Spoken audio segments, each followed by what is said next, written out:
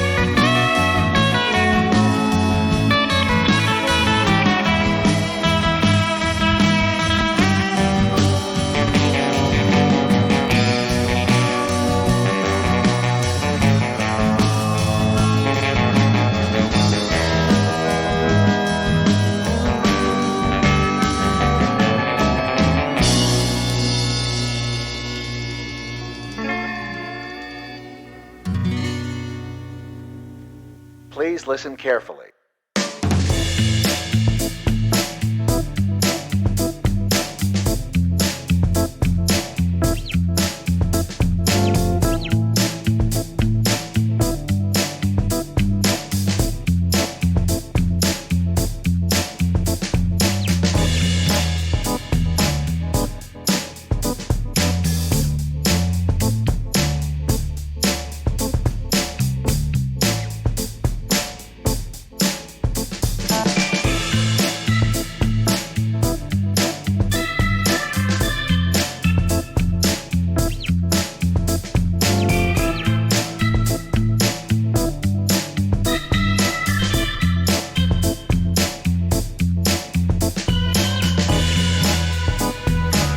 What do you mean plug in the Mega Drive? I've got a Genesis here. What are you talking about?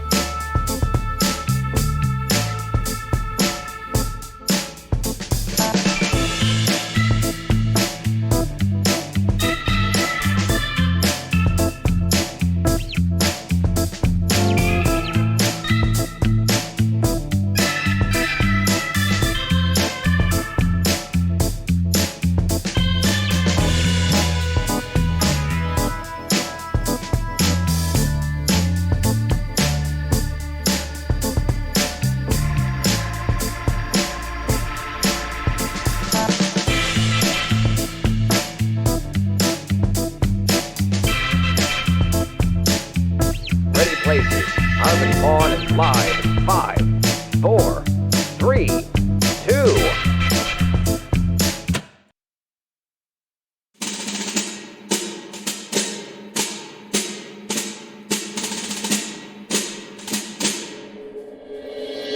Harv, Pawn, Harv and Pawn, and Harv and Pawn, and Harv and Pawn, and Harv and Pawn, and Harv and Pawn, and Harv and Pawn, Harv and Pawn.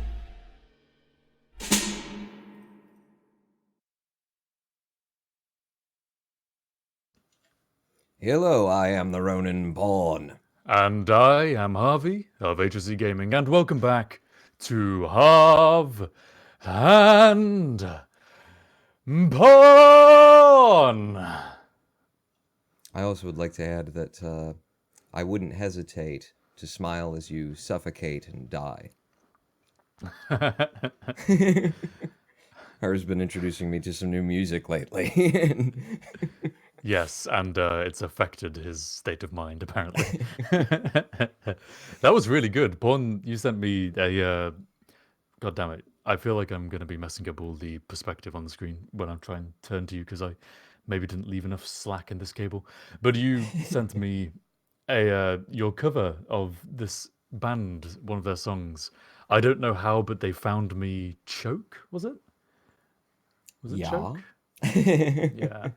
Man, good song, good album. I would totally recommend if you're Yeah. looking for a new album to listen to. You recommended it to me. I was all confused when you were saying that because I'm like, what are you saying? I recommended. Oh, that's right. I did a cover of it. A real quick, just grabbed my guitar and blasted out a little. And I was trying to hit his notes because his notes are just insane. So first I did it in like my normal tone, and then I tried to do it. I wouldn't hesitate to smile as you suffocate and die. But I can't, is the thing. So there's that. Yeah, no, you did it pretty well, I would say. There's a few moments where I could tell you were deciding whether to transition, Yeah. and then once Do you I did, go it was fun. falsetto or not Yeah. here? I can't do it, so I won't even try. Ladies and gentlemen, welcome back to the stream. Hello to Why Are There No Names, Arch Enemies Sipple666, Insights LG, Mike Reations, Hologram_1. Thanks for the follow, Insights LG. Welcome all to the Harv and Pawn live stream. Good to see you here, Insights, too. I probably won't get around to the Discord thing until it might even be till Friday, because today we do the Harv and Pawn show, and then tomorrow I usually do a follow-up on my channel, just some more cluster truck kind of thing, but Friday at the latest Insights, we'll look into the new Discord channel for Ronan Paul. No When worries, did man. you make that decision to actually start up a Discord Literally during yesterday's 9-hour live stream on my channel. 9-hour live stream. Yeah, because we've had a Discord Maniac. channel before that was like the official thing, and I was a part of setting it up. I think other people set it up, but I was, it was my official thing, and then it's so like communities and infighting, and then, people come in to troll, and then toxicity, and I don't want to be a full-time, I didn't get into like YouTube and Twitch in order to be a full-time community moderator. So I was like, I need to get the hell out of here. I handed off the server to Pony and said, you can keep it as a fan server if you want. Just make sure the word unofficial is in there somewhere. I can't be associated with these people. All my friends and supporters, but it's just, you just need a couple of bad actors in a community like that in order to, end up being one of those guys who's, people are making videos about because people in their chat are saying things that are awful, and then it's like, well, it's your chat, but I'm trying to do streams over here. So moderation is a huge issue. I'm so thankful for the those people who do like volunteer to say, I'll help moderate, because it's a hard job. The good ones out there who just do it because they want to do it and don't expect anything in return, it seems. So good on you guys. Thanks for that. I use guys in a non-gender specific kind of way, as I think I've already mentioned. Good on you people. Today's topic is going to be our favorite games, both subjectively and objectively. And I'm looking forward to getting into that. So just kind of let that brew over while, first of all, we catch up a little bit with the superstar YouTube Twitch phenomenon that is Ronan Pawn. How's your week been, sir? It's been very good. Things have just been amazing since the whole Apollo legend. Like, it's just crazy to think that this frigging controversy that came out of Connor Ace and speed running and everything like that, and that, like, at this point, I think my perspective on it is that it's the best thing that could have happened possibly. And not just for me, but for like Cluster Truck. I mean, the minor amount of attention that Cluster Truck and the speed run of Cluster Truck got from being at GDQ, it, seems like nothing in comparison to this big, awful controversy. And, the ensuing flame wars and stuff has been for people like, getting interested in and involved in Cluster Truck. I'm doing my live streams and people are showing up and saying, I just bought Cluster Truck because I'm watching you and this is awesome. And so, like, yeah, Landfall Games is selling more copies of Cluster Truck, and I'm hoping, to see more and new names on our leaderboards soon, and not just in my category. No ability percent is a son of a bitch. If you want to do any percent, feel free and do that too. But I am if very you want to be a hopeful. pussy. I'm very hopeful just to see new names showing up to the leaderboards, and don't think that you got to be running world record times. Just be part of the runs, part of the community. That's kind of a problem because the community Discord server is kind of. I mean, I you left you it. basically. I think your main hope really is to bring in enough new people that the community changes face. It becomes That would very be different to nice. what it has That would been. be, yeah. Yeah. I mean, we can just populate the community. We'll just all rush the Landfall Games, server and that channel and just be there and not make waves, not try and make trouble for anybody, but just be there No, but just be and there and be let people. sanity prevail. Yeah. Well, We'll see you my later, week. Insights. Thanks for stopping out. Oh, so join us back in 30 minutes then. Cool. Yeah. After we've finished all of our introductions and catching up, then that'll probably be about when we start talking, judging by last week's stream and then the weeks previously. So We'll actually, see. just to get through it, what's been going on in your day, in your days? Yeah. This past week, I mean, I work 9 to 5, and that's been pretty much as is. I've been delving a lot into how Android works, Android Studio, and the actual architecture behind Android mobile apps. Because I have this app that I developed a long time ago that I just blasted into, and I was like, I need to do this thing. I'm just going to write the code to do this thing, and just kind of figured it out as I went along. And that worked mostly for a while. And now it's got to the point where it's just not good enough. It needs to be more robust. It needs to be better. So The starting Tom from Scott scratch. method of software design. Just bodge that thing together and ship it. Well, see, what I really like, and I want to make a whole video topic about this at some point, is the development process pipeline where you just try and make it really quickly, and so you fail fast and like learn from it and then go back and redesign it properly and then See, stick that's with that actually, design yeah. and see it through. That's Yeah. that's part of my cluster truck methodology in certain levels is like there's nothing you can do. The RNG is going to kill you if it kills you. So best thing to do, run as fast as you possibly can toward the impending death. And then if you die, at least you died quickly. Yes, and you have more time to attempt to die less quickly, or well, not at all. Hopefully.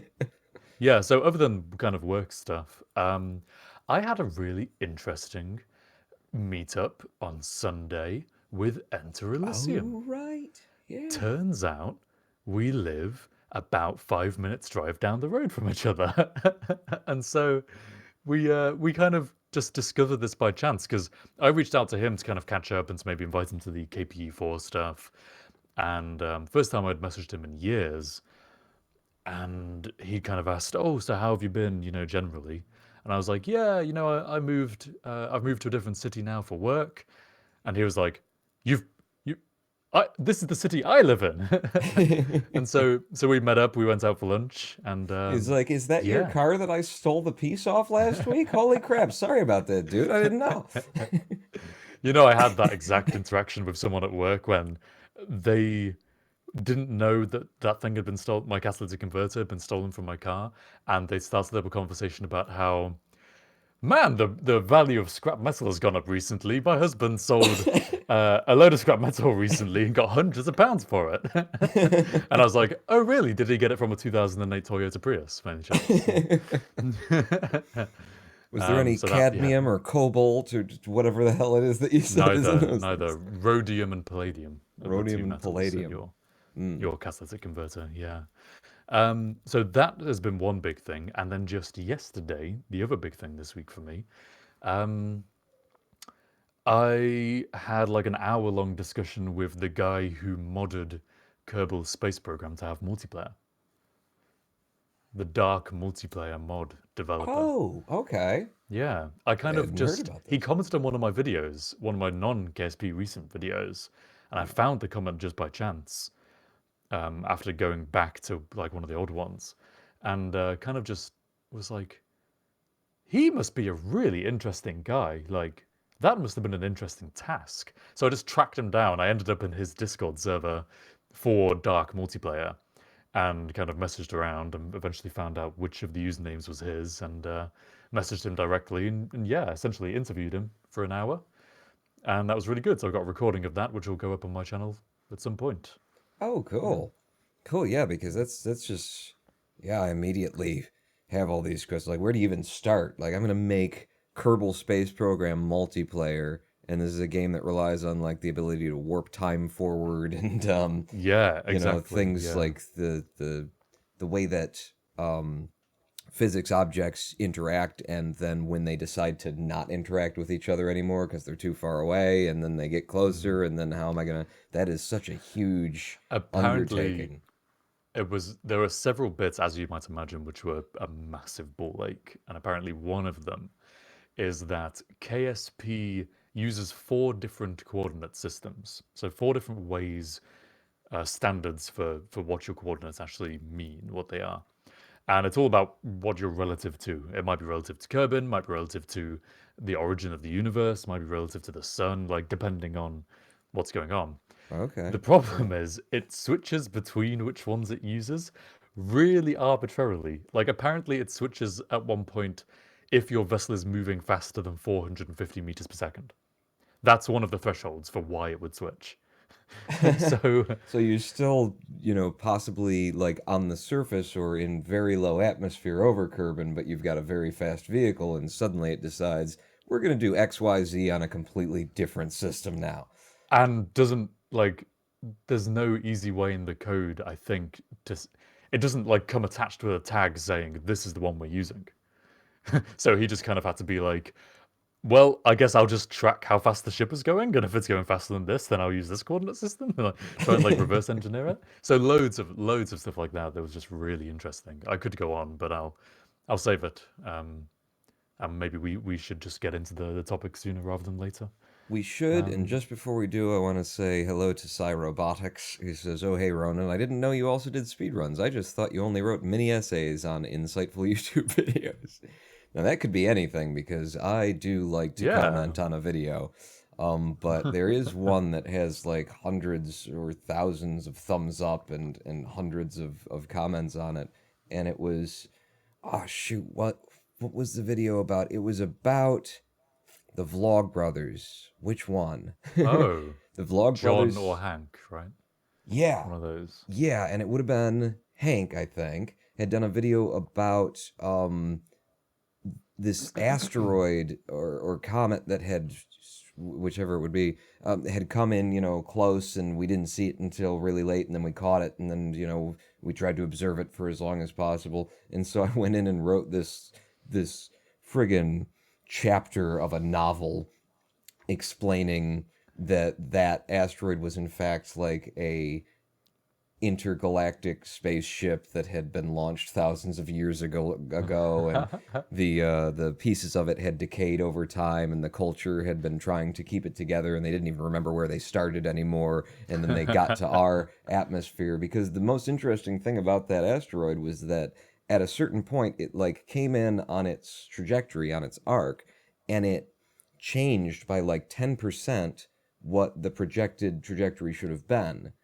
So there was something that happened, maybe in, offing of gases, a melting of ice, something, but it was very hard to explain even with those, considerations involved. So I said that, it was their last ditch effort because they had salvaged all of the parts off of their spaceship over the thousands of years. They didn't have engines Oh. anymore, so they blew out like the oxygen from a certain part of the capsule. They did in what order they did to... in The Martian in order to rendezvous with Mark Watney, which was to make a bomb to blow the front off the ship and let all the air Oh. out to act as a propulsion method. Yeah. Spoilers. I haven't seen The Martian. I haven't read The Martian. Oh, I you haven't need to seen The watch Martian. it. You need to. Wait, you have or haven't read it? Haven't. No. You gotta read it. Gotta read it. You just have to. It's my favorite. I think it's my favorite book film of all time. Oh, Maybe. wow. Okay. Yeah. Well, Just I'm always overall. looking for a good book. It's hard to... But yeah, so my story was that they did that in order to try and gather the attention of this colonized, this civilized planet full of Earthlings. Try and like get them, hey, we're over here. Pay attention to us. We're out here. And of course we were watching, but they didn't know that we don't have the technology to like catch up to them and go like save them because they're almost out of the resources that they need to continue living. So yeah, it was And this really so, dark tale that ended with everybody dying on their path through this last possibly like we could survive in this system because there's people on this planet. there's going to be People loved this. it. There's going to be some sort of intergalactic watchdog authority turn up at our doorstep one day and go like, "No, according to our records, there was a refugee ship which passed by your planet a few hundred years ago, and no help was dispatched from your planet despite having space-worthy capabilities. What was that about?" And therefore we're bulldozing your planet. Yes, making way for the Just hyperspace thumb out. bypass. Oh, Antex Go, Antex Go, Antex, that guy That's as good as says, anything. sorry for off top, but I go a question. I'm an IT programming student, and I gave quickly to find a job. I don't feel like an expert at any of the languages. I dipped my fingers into every basic programming language, but is it enough for a junior dev position?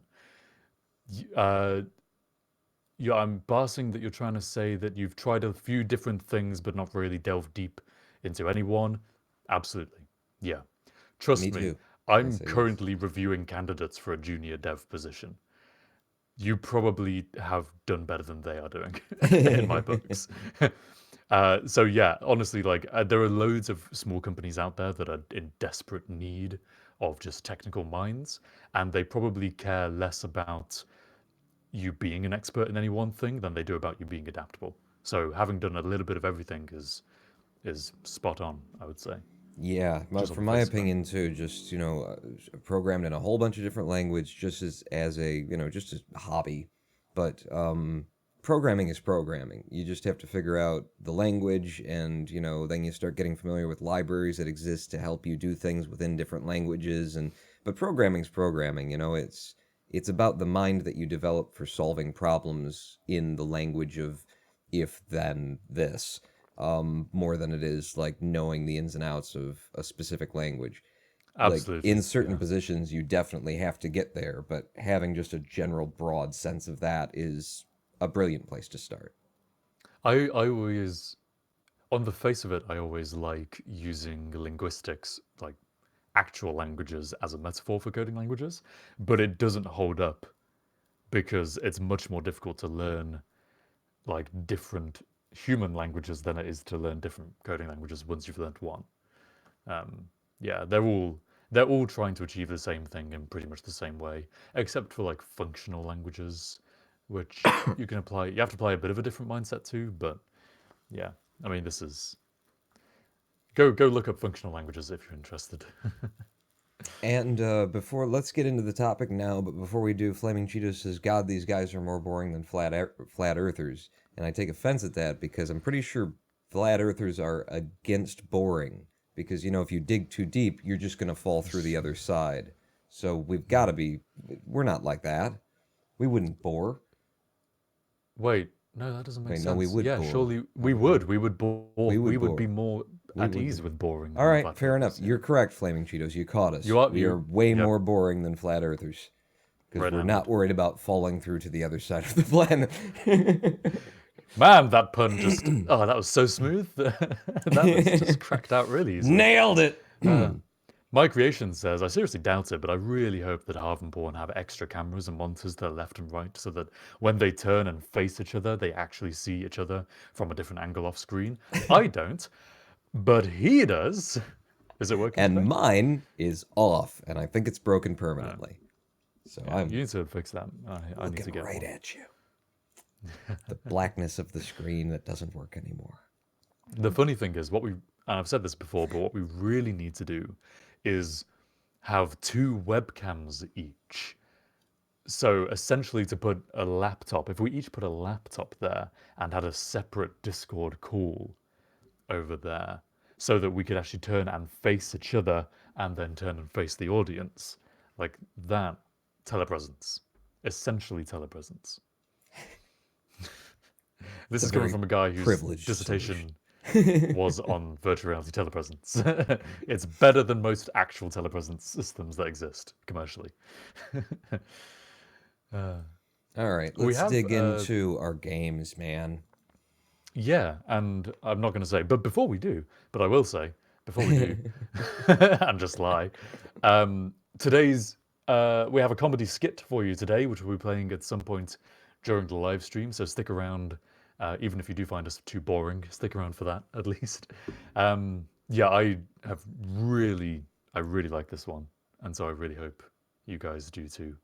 But we will play that maybe just before we go to a live stream break at some point during the stream. So for now, our favorite games of all time brackets totally objectively, right?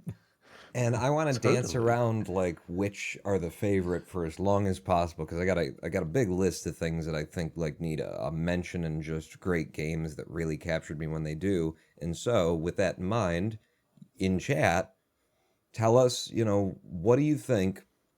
What's your favorite game? Because this is how I see these questions come down. What is your favorite game of all time? The thing you just keep coming back to, or just, it's you got the fondest memory of it. And then ask yourself, is that the same as what I think is the best game I've ever played? Because at least for me, no, it's not. And it's just a really interesting idea that you can have your favorite game, and then you can also say, but it's a bit naff, but it's my favorite. And if I tried to objectively say the best game I've ever played, it's a different game, and it's one probably that I don't play that much.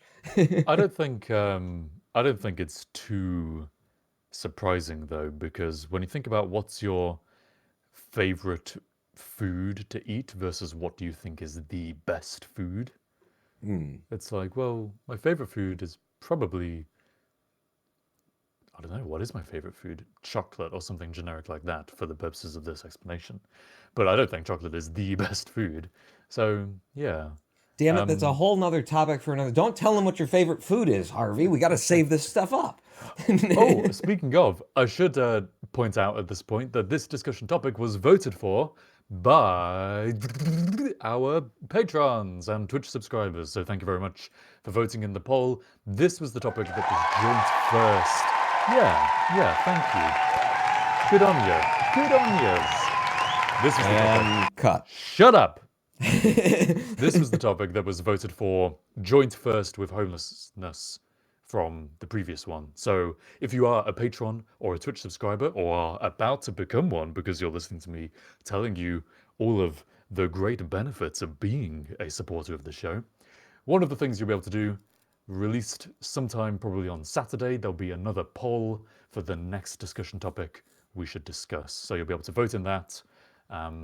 If you support us for anything as little as $1 per month, you get that privilege, along with all behind-the-scenes content and posts and documents, and our podcast that we do, our informal Talkie Notes administrative podcast that we like to check your privilege, have on Patreon Fridays. supporters. Check your privilege.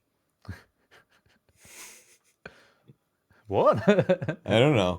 You said the word privilege. That's where my brain went. Man, sure. All right. Who wants to start So here? that's the Because thing. let's see. At the top of my list of deserves mention is a game. Tell me if you've heard of this. Duskers. Have you heard of Duskers, Harv? No, I have not. No. That's why it deserves a mention. Duskers is this brilliant little game where it's the idea is like a top-down. You're viewing. You are the controller, possibly the controlling AI. Thank you, Space, for the follow. Possibly like a controlling AI or something aboard a spaceship, and you're shipping you're producing drones and shipping drones over to other spaceships in order to loot them for materials and things like that. And you control it either by clicking and telling it where you want it to come and go, or you control it by typing in programmatic commands on a command line. Yeah. Yeah, and you can schedule things, and there's demons and nasties and naughties and evil things that are aboard the ships, and toxic slime on certain ships and stuff like that. So you'll the funnest way for me at least to play it is to log in and then start typing, okay, go to room 2 and then whatever it was, and then when you get there, do this thing, and then I'll start setting up commands for something else, and then it'll get to room 2 and there will be something in there like, oh shit, never mind, cancel commands, go to room 3, close the door, lock it behind you, and it's this incredibly tense. Yeah, no, I love that. Duskers, was it? Duskers. Yeah, Duskers.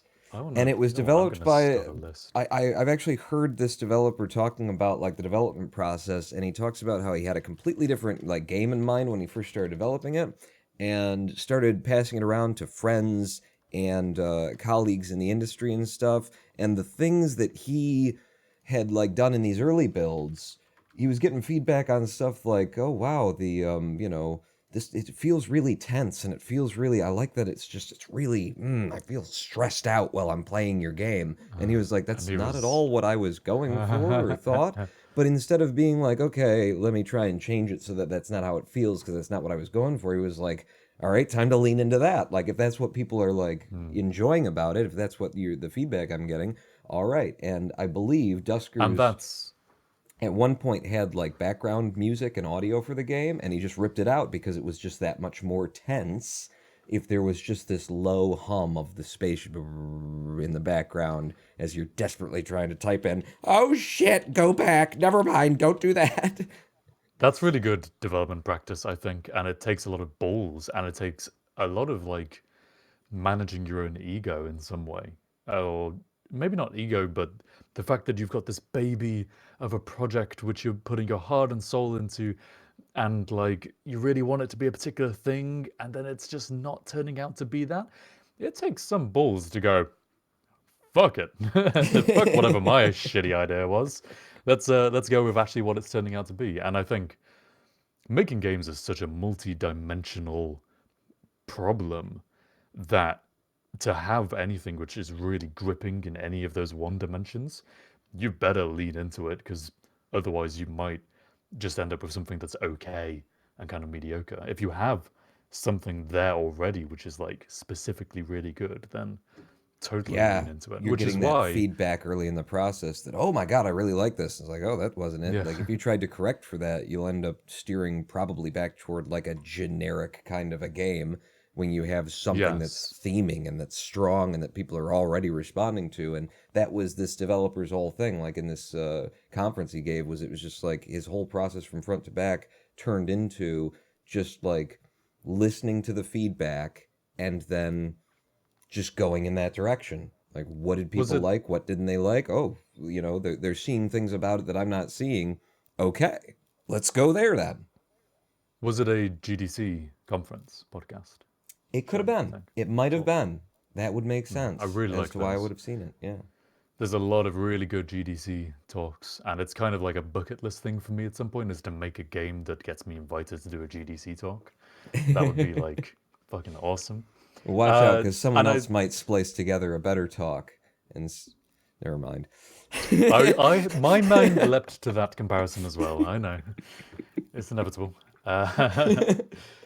I want to pick up on the fact that the very first game you mentioned was something that was very specifically, very narrowly good at that one thing, right?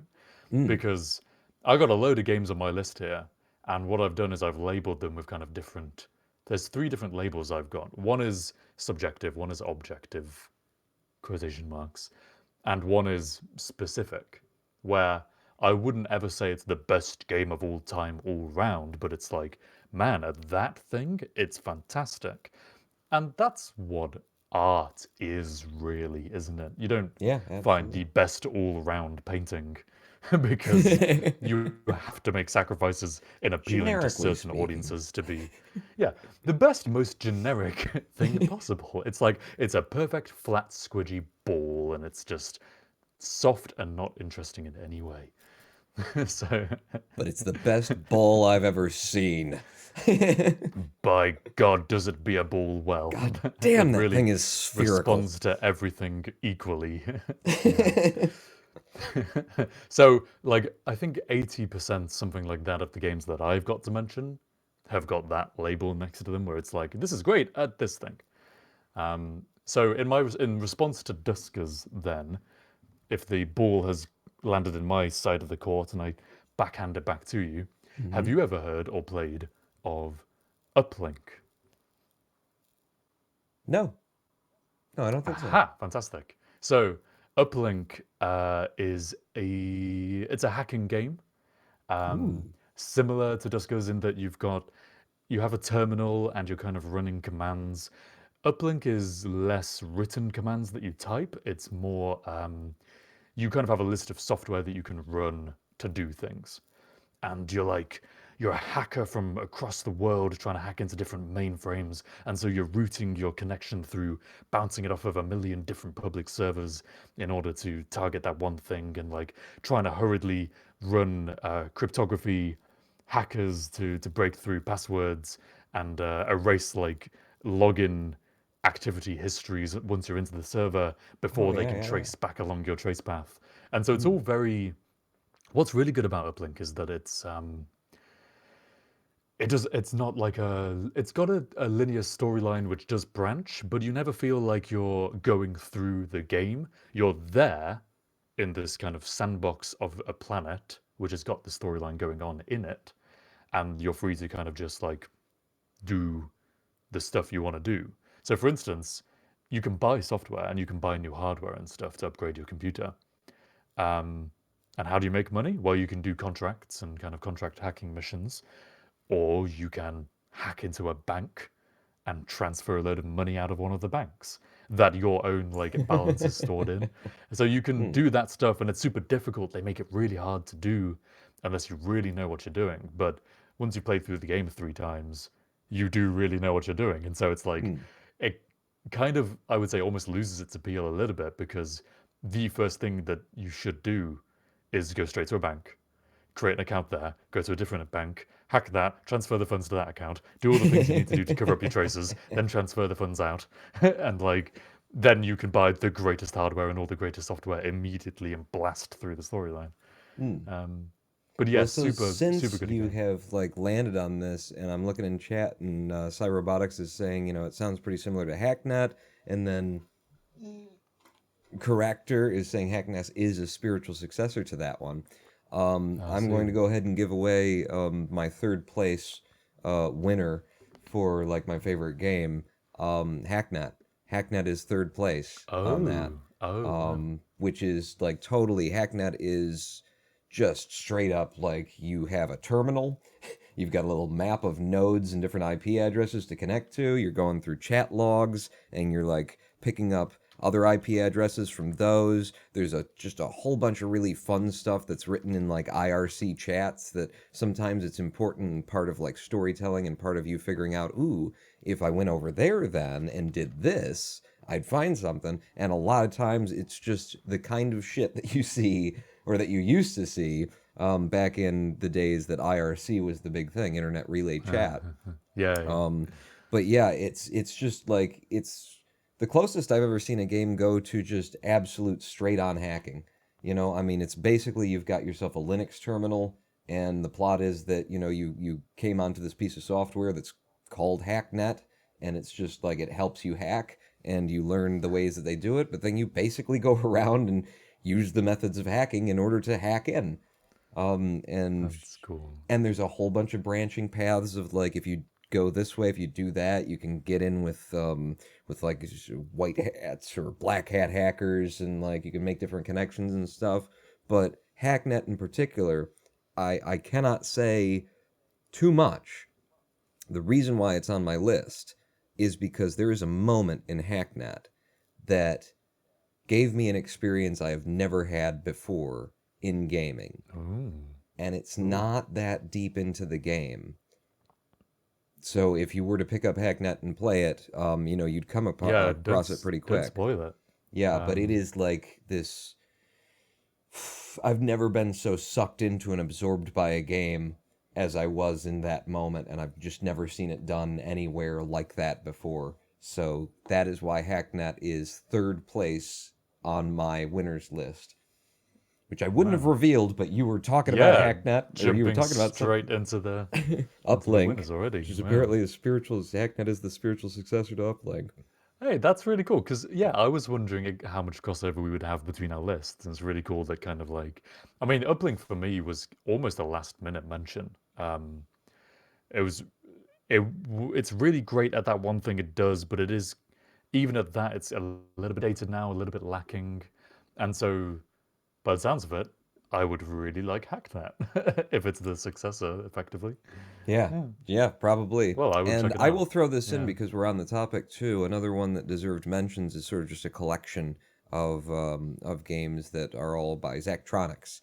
Zachtronics games, so TIS 100, Exapunks, Shenzhen IO, and the Solitaire game that he put into Shenzhen IO. But these are all programming games, some of which have a hacking, you know, overtone to them, but it's basically just programming game, and it's Mm, just the best. yeah. Zachtronics has done these games way better. You know, other people try to like simplify it, and Zachtronics' way of making a good programming game is instead of simplifying it, um, basically it is simplified by the fact that you tend to be programming in assembly. So move, The commands copy, are each pretty simple. Yeah. yeah, so they're really simple commands. You got like maybe 8 of them that you can use, and then the challenges just get harder and harder, and you end up, Mm. developing new pieces of hardware in which one? Like Shenzhen did that. TIS 100 didn't. Exapunks didn't. Exapunks was a different thing, but there was another one that I actually don't own by Zagtronics, but part of Shenzhen IO is that you're actually working for like a hardware manufacturer and you're writing the code for the hardware. So then you actually pick from a list what pieces of hardware you want to put in. So it's like, do I need a memory chip here? Do I need audio playback services and things like that? But ultimately, you're just Mm. dragging in the hardware and then programming the integrated circuitry, or the chips, the on-chip code. I like, yeah, I've been wanting to make a coding game for a long time, so all of this sounds just so cool to me. And I did kind of get somewhere with an idea for a coding game at one time, and then I kind of became a bit disillusioned with it and stopped doing it. But the way I went about coding it was very bad. But it came back to the same kind of idea of like prototype quickly in the only way you know how, and then sit back and maybe do it again now that you understand the difficulties. So I'm kind of at that backstage of that game right now. But yeah, coding games. I've not played enough to be honest, and I've been meaning to check out Zachtronics games since you've introduced them to me a while ago. Yeah, And I think Hacknet sounds it's like the I should totally play. Yeah. best that they got out there. And Corrector says just started playing Shenzhen IO 3 days ago, which, by the way, is how I know how to pronounce Shenzhen because they teach you it in the I game was going to in say, well text. done. Yeah, very good. Very good. But my recommendation is one, you're going to have a ball with it. Don't get too into the Shenzhen solitaire too quickly because it is addictive. It is a brilliant solitaire game that exists within the game. And once you start playing that, you'll probably forget how much fun you were having actually doing the coding in Shenzhen, and you just end up playing solitaire. The Oh, solitaire man. game that is a mini game within that game was so good that he ended up pulling it out and releasing it on Steam for like $3 because people wanted just the Just that solitaire game so alone. much. Yeah. Well, that's interesting you say that because I don't think I will reveal this, but my top chosen game, if I really had to choose, my top one has a similar thing. So I'm going to save Mm. it. I won't go into it yet. Um, right. You said your first one was just because then mine was Uplink and then yours was Hackernet, so it's back to me. Mm-hmm. Mm-hmm. Even though we kind of went on the tangent there with the other. You wouldn't include then Zachtronics and those games in your kind of top. How many? They're just honorable I mentions. did a top 3, and I decided to put in the mentions Zachtronics games because Okay, they're definitely the good. best of doing the programming kind of thing, which I enjoy. But Hacknet is the ideal of that class for me because of the Hmm. experience it created that I'd never had Yeah. anywhere else and still haven't. Okay, let's go then. Let's continue on the train of kind of programming and take it a little bit more to automation. I'm trying to find someone in chat said it earlier, but Factorio, which I've played again recently. Hmm. Factorio game of refining raw resources and automating the combining and manufacturing of more and more advanced technology until you start out with nothing and eventually build a spaceship. Really, really good game. Really, really great for that certain type of obsessive person who just wants to sit there and optimize and figure out logistics for 2,000 hours. It's the best. It's like heaven for those people. So it's like deserves a mention because I think it's the best thing out there in that specific niche. Crack for OCD. Yeah, basically. I mean, that's not its only appeal, but it's so good at that and satisfying that kind of itch. Yeah, I've Kid Bob definitely in put chat has some just hours said, into Factorio myself. yes, and you were offering to come on and co-host with me when I was playing, which I kind of wish now that I'd agreed to, because I ended up kind of just getting tired and not really getting into it, and I think I think the reason that happened, having come back to it, I've already played a good 50 hours, which isn't that much, but it's an amount of hours. The reason I got tired on that stream, I think, was because I was doing the opposite of how I.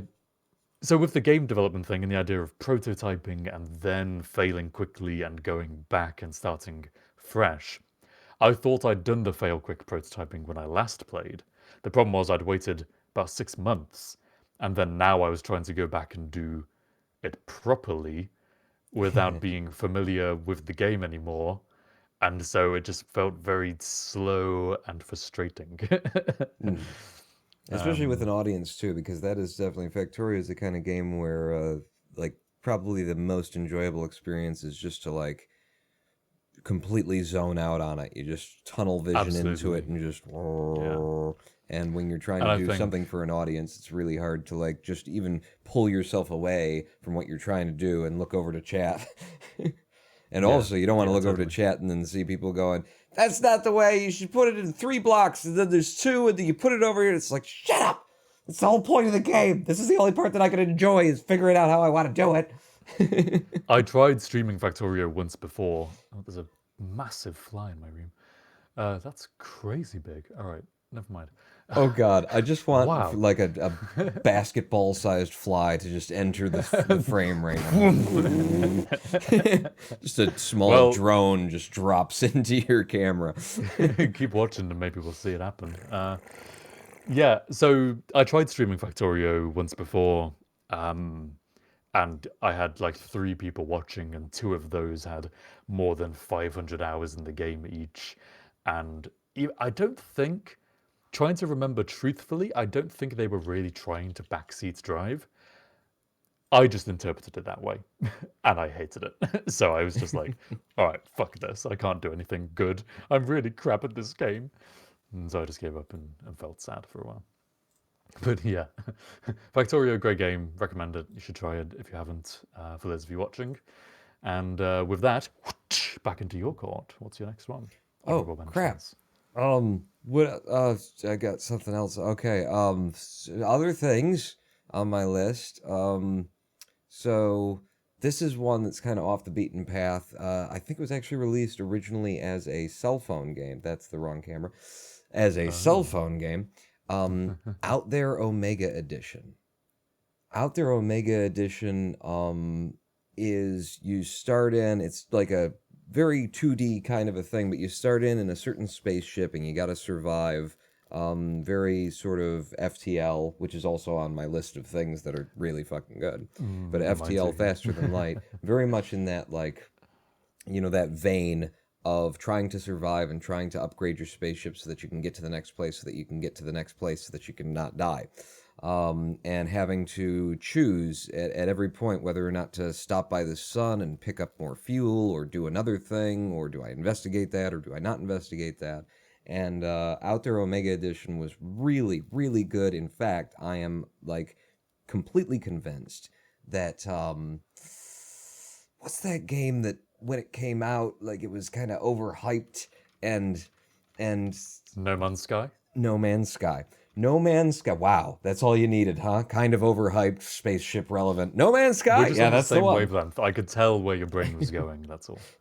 Out There Omega Edition did the No Man's Sky thing of discovering like ancient languages or new languages from new species and unlocking certain words. And then so early in the game, you'd be meeting aliens and you wouldn't understand the word. But if you chose the right things to do, then you'd learn the word. And the longer that you stayed alive and went through, eventually you'd be encountering these aliens again in such a way that you could understand enough of what they were saying in order to make the really important, crucial choice that you needed to not end up dying. I really like that. So that was an organic kind of system where it's just revealing individual words to you and you are trying to comprehend what the aliens are saying. It's not tied up in some sort of mechanic where, hey, your percentage cognition is this, and if it's above a certain threshold, then... Was it like that, or was it... Yep, and you'd get it from like interacting with aliens and sort of guessing what to do next, and you'd get it from discovering things on planets more in the vein of No Man's Sky and, you know, finding stuff like that. But you'd be learning these words, and then eventually it would be very important that you knew, you know, enough words to cobble together what they were trying to say to you. Just That's a very great. good, very tight, again, very small game doing a very specific thing, doing it incredibly well by this very small French game development studio that, you know, deserves a little bit of love for doing something really, really well there. Yeah, that's really cool. Just want to thank quickly Cake Science for the bits. I think Oh. it doesn't come up on screen because it's below the minimum threshold, because we have high standards. But Because thank we you for the didn't hearts. know how many cheers we'd be getting, so we had to set it just a little bit higher than that, just in case we ended up getting drowned in them. But thank you, Cake Science. So out there, Omega Edition. Okay, interesting. I'm just, everything you say, I'm like, God, I haven't heard of that game, but that sounds amazing, and I'm writing it down. Well, the ones that I've chosen to, like, you know, talk about and give a little bit of time to do happen to be the ones that I feel are like off the beaten path. Yeah, which is good, because I think it's so much more interesting. I mean, I'll have to say that my kind of top three everyone has heard of. But I think it's more interesting to talk about those ones which are very specifically very good at one thing and people haven't really heard of, than to kind of retread the footpath of all the same old games for the entire show. Man, thanks to everyone who's now following. That's Wow, cool. Just saw a yeah. load of them pop up there. Yeah, okay, well, ball back in my court, my side of the court then. I'm doing some back end stuff here, so I'm sorry if I'm not switching Sure, cameras. no, enough. I'll So Uplink we've talked about. Okay, the next one I'll go for. I'll change the kind of theme a little bit, and let's talk about Magica. Did you ever play Magica? I did actually. Actually, did I play Magica or Magica 2? But I did. Oh, there's a I difference. did. I One integer. yeah. I was not a fan, actually. Yes, and I know that you weren't as well, because I think we've mentioned this. It sounds familiar anyway. Jesus Christ, you people keep following. What's going on? You're all Thank seeing you. it coming up on screen, and you're going like, "Oh, I could do that," and thanks. By the way, And go then subscribe unfollowing to and the refollowing. the Harv and Pawn YouTube channel. It's very hard to find. If someone in the Oh, chat could post it's that not right that now. hard to find now. You just go to harv.and.ronanpawn.com. You I made it! set it up. It works. Oh, brilliant! At Oh, I least I need to heard it change all the works. descriptions. harv.and.ronanpawn.com. I'm just testing it. Oh, yes! Oh, fantastic. Oh, I'm so happy that worked. That's so cool. There you go, harv.and.ronanpawn.com. Go subscribe, because all the VODs and everything are available there. So, Magica, very different to the ones we've spoken about previously. I wouldn't even dream of putting it kind of in a best games of all time category. And I know that's kind of the point of this stream, so why am I mentioning it? It's one of those subjective games that I just had so much fun with. And I remember being completely enamored with it at the time. I first played it by myself like many times, then I played it multiplayer with several different groups of people, and just so much fun. I loved it. Wasn't a unique concept, but I loved the humor and the art style and the way they applied the concept, and just how visceral and like I just thought it was so fun that it just had to be, and I had to mention it anyway. Okay. So why didn't you That's like cool. Oh my God, Harvey! Harvey, duck! Harvey, look out! Oh Jesus! Oh, it's coming for you! Oh, swat it away. Oh, okay. That's, oh, Jesus, that was close. That was so close. The real fly just reacted to me swatting as well.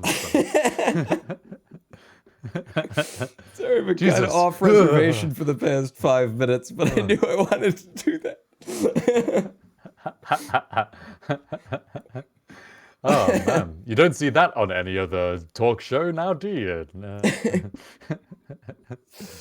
Well done. Magica, why didn't I like it? I just had a bad experience getting into it. I felt like it was holding my hand too much to get started, and then that even as it was holding my hand, I actually got stuck because I managed to like find a way to break the game on accident. I didn't intend to. I just like went down and did a thing, and then I was stuck somewhere, and I was just like, ah. So I just had like a really bad 45 minutes, and because I was in a situation where you're a YouTuber, developers send you codes, I don't have money into this.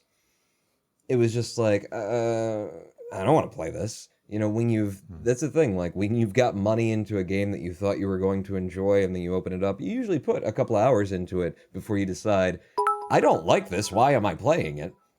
If someone just gives you the game and you start playing it and go, I'm not enjoying this, you just take your headphones off and go walk away. Yeah, just stop, yeah. I Thanks, didn't King give Science, it for much the of a bits. chance. Yes, thank you for the Terminator cheer. Well, I would say that maybe you should give it a chance and maybe we should play it at some point. Although, for me, playing it is kind of a little bit ruined just because I know it so well that it's like, oh, it's too easy just to run through it really quickly. Like, imagine if there was a multiplayer cluster truck and you had to kind of wait for me to follow you along. It would be kind of like that, but there's still enjoyment to be had there. So maybe at some point we do that. It's not a massive priority, but yeah. So that was my one. Back to I you. walked away after a lot of hours of Elite Dangerous, and then was able to come back in a multiplayer, environment with you and Hologram One in chat, and we had, some fun. We had some good times with it. So. Well, then I'm gonna jump in the queue because Elite Dangerous is also on my list. Oh. Yeah. As I've put it down here as fantastic, actually. So I've kind of got 3 columns I'm looking at. I've got great, fantastic, and best of all time. So this is in my like, hey, that was a really good game. And Elite Dangerous, I think, qualifies. Again, it's got that specific tag next to it where it's really great if you really like being a bit of a space trucker and just kind of sitting there and really immersing and really, really getting into it. I don't know what's in this tea, but it makes me burp massively. Sorry. I came at ED, and I was actually going to be, I felt like I was going to be completely satisfied if it was Euro Truck Simulator in space. And I was going to be like, that's fun, that's fine. And it just ended up being like, I think it's probably a lot better game today than it was at launch. Because there were so many people logging onto the servers, and they just hadn't done a full-scale test of it. And they had sort of hinged everything in ED on the in-game economy. Like, there's an economy of between different worlds and different solar systems, and there's missions that tell you to go do things, but when enough people have done those things, those missions aren't there anymore, so you're going to have to go out and do something else. And that meant that I came into a game hoping to, like, just trying to do the things, and a lot of the times, because I was there, it was a much better game before launch, when it was still in the beta period, or the gamma period, they actually called it. But because there weren't as many people online, and then as soon as there were people online, all the missions were gone, and there was nothing to do, and you'd load into the world as a new player, and there would be nothing for you to do but point your ship somewhere and start flying and hope that wherever you landed, there was something to do. So, yeah, I think they, from what I've seen and from what we experienced when we played together, they have, ultimately figured that out and realized, yeah, we can't not have missions for new players, and we need to do something about this in-game economy that makes sure that you get missions that you can accomplish, and that the missions are there so that you do have something to do. But yeah, it turned me off, and I put a lot of time in it up front too, like I really wanted to love it. There were parts of it that I really loved, and I was like, there's something wrong with me, I just don't get it. It's one of these games that doesn't explain itself that much, because you're literally, you've got switches and toggles for everything in your spaceship. So like, what's it going to explain to you? You kind of got to figure it out. So I had 40 some hours into the game before I decided, this sucks. I don't have anything to do in my spaceship. To be fair, I mean, the fact that you got 40 hours into it before deciding that is something of a testament to how engaging the game was. Yeah. When it was on, it was on amazingly. I was going to just read out, Matty Hayes said that, again, something I wish I had friends to play Sing Convoy over voice comms with. And first of all, Matt, I've seen your message on Patreon. We're going to think about it. I'm going to talk to Pawn about it at some point, and we will get back to you about that. Thanks for supporting us, by the way. As for your message in chat, wishing that you had friends to play Sing over voice comms with, like you said, Pawn, that the game was kind of at its best when there were fewer people in the game. I think Elite is a game which improves exponentially along with the ratio of number of friends you're playing with against number of other humans in the game. So like the more people you're with and like having a good time with, the better. And kind of like too often running into other humans, running into them occasionally is really cool because it's unique and special. Running into them all the time back in the beta, because I also played back then, I thought it was good at the time, and now that I've played it, now it's died down a little bit. I think it's better now than it was. And that's also because of the other changes they've made to the game. But yeah, really great. I mean, I called it a space trucker kind of thing, and you said that that's what you went in expecting. And that's kind of how I played the game for the first 40 hours. And then got back into it after a bit of a year's break, and then played it as like more of a fighter combat style kind of thing. Really enjoyed that. And then we played it on stream, on your stream, with Hologram, and we kind of did a little bit of everything. Was it mostly fighting we were doing? Mostly, yeah. We were tracking down pirates. Yeah. Mainly. Enjoyed that massively as well. So that was like, yeah, good times. Again, Sorry to interrupt, but are there going to be any clips in this clip show? Fuck you, You Houston. did I was in the interrupt, middle of Houston. making a really important point. God damn it. It's gone now. Yeah. Yes, there are clips in this clip show, Houston. We've got a comedy skit for you. Actually, well, it's not really a comedy skit. I mean, it's pretty serious, I would say. There's a degree of just factual kind of, asking the hard questions. Yeah, to people who don't necessarily have them. Ladies and gentlemen, boys and girls, we now go to Harv and Pawn News Network or something. So with this low pressure front moving in, we can expect thunderstorms, flooding, and probably even a tornado before we get out of this weekend. I know it's not good news, but please stop sending the death threats to my wife. Jeremy, thanks. In other news, the world is facing multiple global crises. Weakened by the resurgence of nationalism, paralyzed by its obsession with social media, and depressed by an overwhelming sense of hopelessness. It's clear that in these dark times, nobody really has all the answers.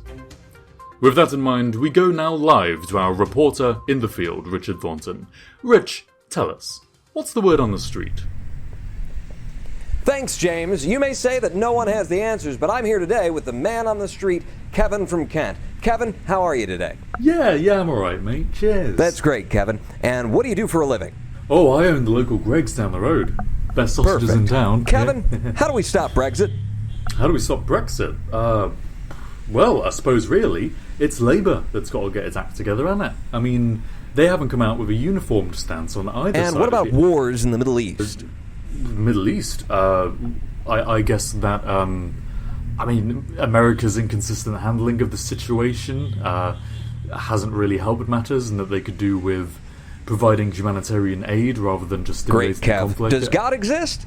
Does God exist? Well, I mean, I guess that kind of depends on how you define God. And what about Africa? Well, what about Africa? Does it exist? What do we do to fix Africa? Well, I mean, what are we talking about here? Are we talking about, like, malaria? Or are we talking about the water Africa's crisis? broken, Kevin. What do we do to fix it? Yeah, uh, Kevin, tell us this. Is democracy inherently flawed by its tendency to favor personality over policy and substance? Is the reason communism's consistently failed a result of its hopelessly ideological foundations or merely the moral bankruptcy of those who have implemented it? Why aren't governments of the world taking climate change more seriously, despite overwhelming scientific evidence that it threatens to eradicate the bulk of the human species? I own the local Greggs. Kevin from Kent, tell us all. We seem to have the resources at hand. The human genome's been mapped. Will humanity ever attain immortality? Will we, as a species, ever explore the stars or settle a permanent off-world colony? Or will our species be erased by an asteroid before we can leave the cradle of our own genesis?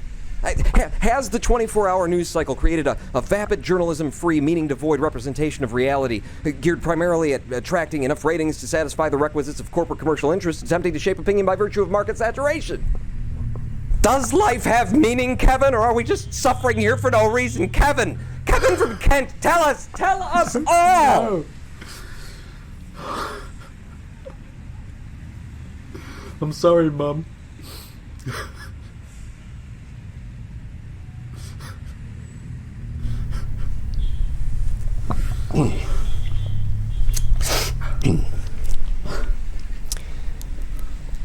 Kevin from Kent, are we all living in a computer simulation?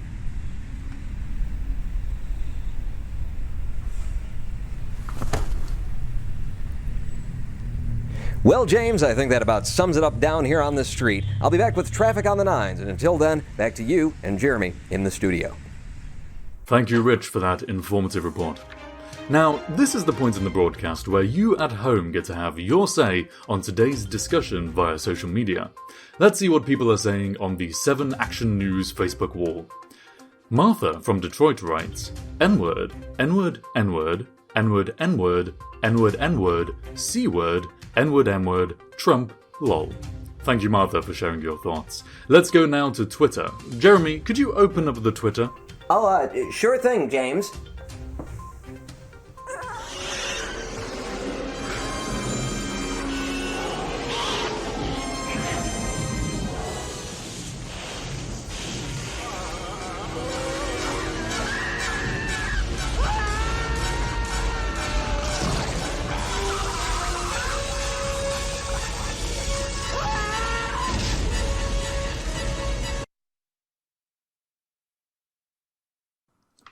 More on that at 11. Coming up now on the show, are government-mandated cyanide pills giving your kids headaches? We go now to our panel of expert judges, a homeopathic scientist, a gynecologist, and a homeless man. Welcome back. Welcome back so that we Welcome. can go away, by the way. Welcome. You know, it's just we occasionally have to, show some of the footage from our parent site, this HPNN, Harv and Pawn News Network. We're sorry, it's a corporate deal. We're kind of stuck in with it. H and PNN. Yeah, that Okay. kind of works. Happen. We could make a news network called Happen. Like, you're watching live as it happens on Happen. Hey, that actually works, yeah. Harpo. There's an idea for a skit. Oprah We'll do a backwards. sequel to this one in a few weeks' time. Random Amen, thank you for the 100 plus 10 bits. Our only hope is our overlords. And then we've got the new Ronin Pawnvoy logo with the Terminator logo and the coming of Skynet Rejoice in Nuclear Fire. That's our only hope. Fantastic. Delivery Yes, thank you very much from- for those bits. Delivery from the reality we currently occupy by Skynet's utter destruction of the race. Dear Skynet, who art in heaven, hallowed be thy name. Delivers from something like that. We're going to go to a live stream break for about 5 minutes, but before we do, if you haven't already, consider checking out the harv.and.roninpawn.com YouTube channel, where you can find all of the VODs and all of the contents, like comedy skits like we've just shown you just there. We've got a couple of them we've already made, if you haven't seen those. And if you want to help support the show and help keep this going and incentivize yourself to get more content, then you can at patreon.com/Harv and Pawn. Otherwise, you can cheer us with bits, you can donate to us directly. Have we got Streamlabs now, or is it still PayPal we're using for? I think it's set up. I think if you went to streamlabs.com/Harv and Pawn, it would work.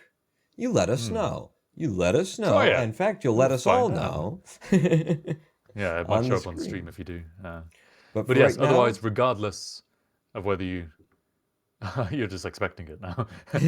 Regardless of whether you do or don't, please stick around during the break. Well, go pee and attend to those mammalian needs that we all have.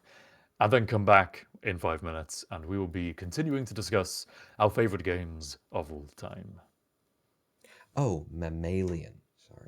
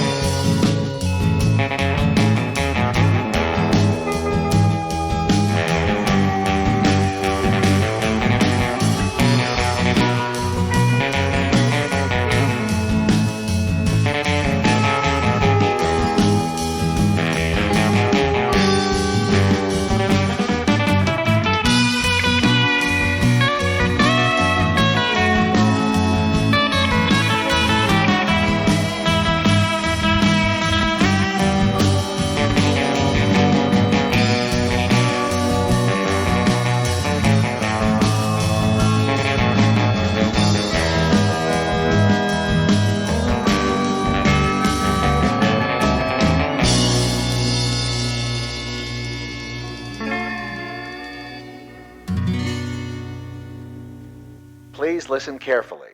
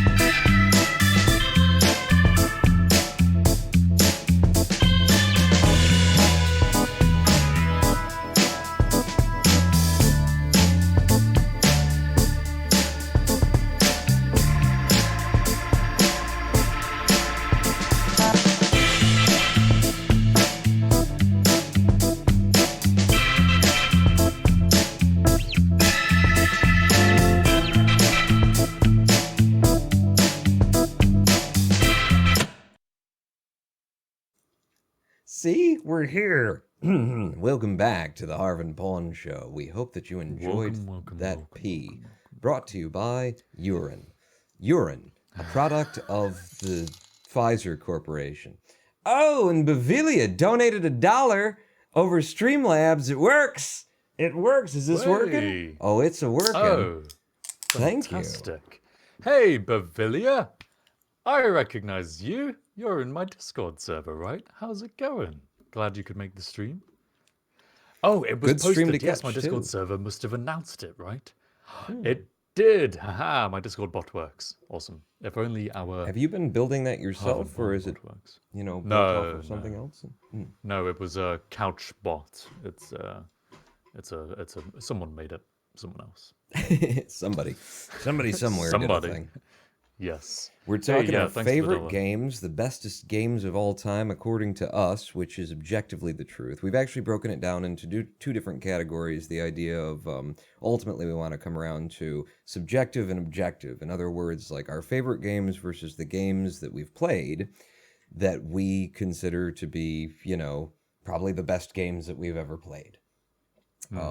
Separate from just being like, yeah, but I really liked that one when I was a kid, or, this one is the one that I keep coming back to, even though maybe it's a little bit naff. Attempting to overcome the inherent requirements that art be subjective and to try and impose some sort of objectivity into the system in some way.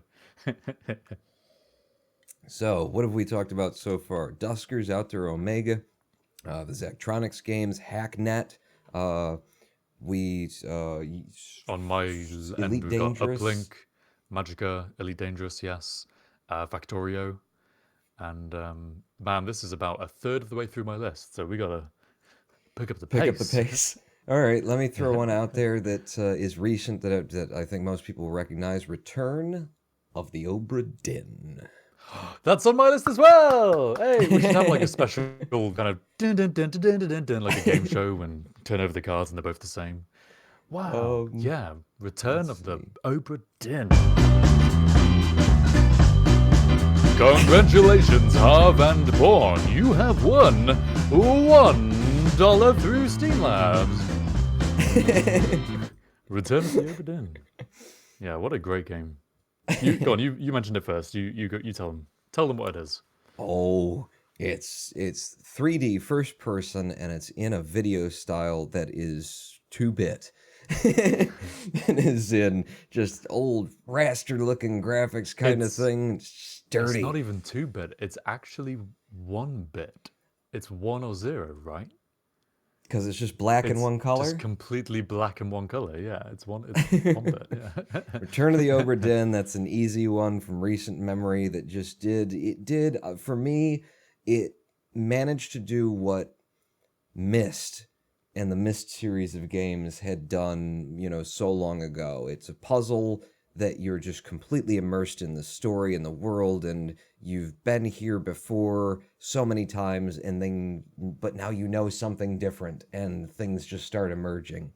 Obra Dinn, giant sprawling puzzle game where you're looking back at the history of, the people who died on this ship or the people who got off of this ship, and just it's a brilliant game made by a single developer that blows your mind when you realize that it was made by a single developer.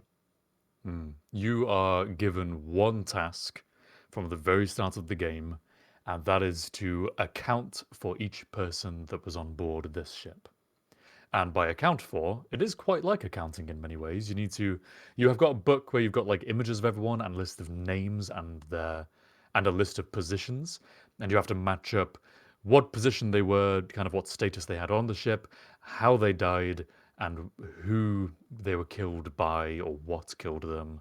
And just, it's a one big jigsaw of investigative sleuthing storytelling that just emerges so beautifully as you play it. And yes, Obra Dinn was very close to being my best of all time game.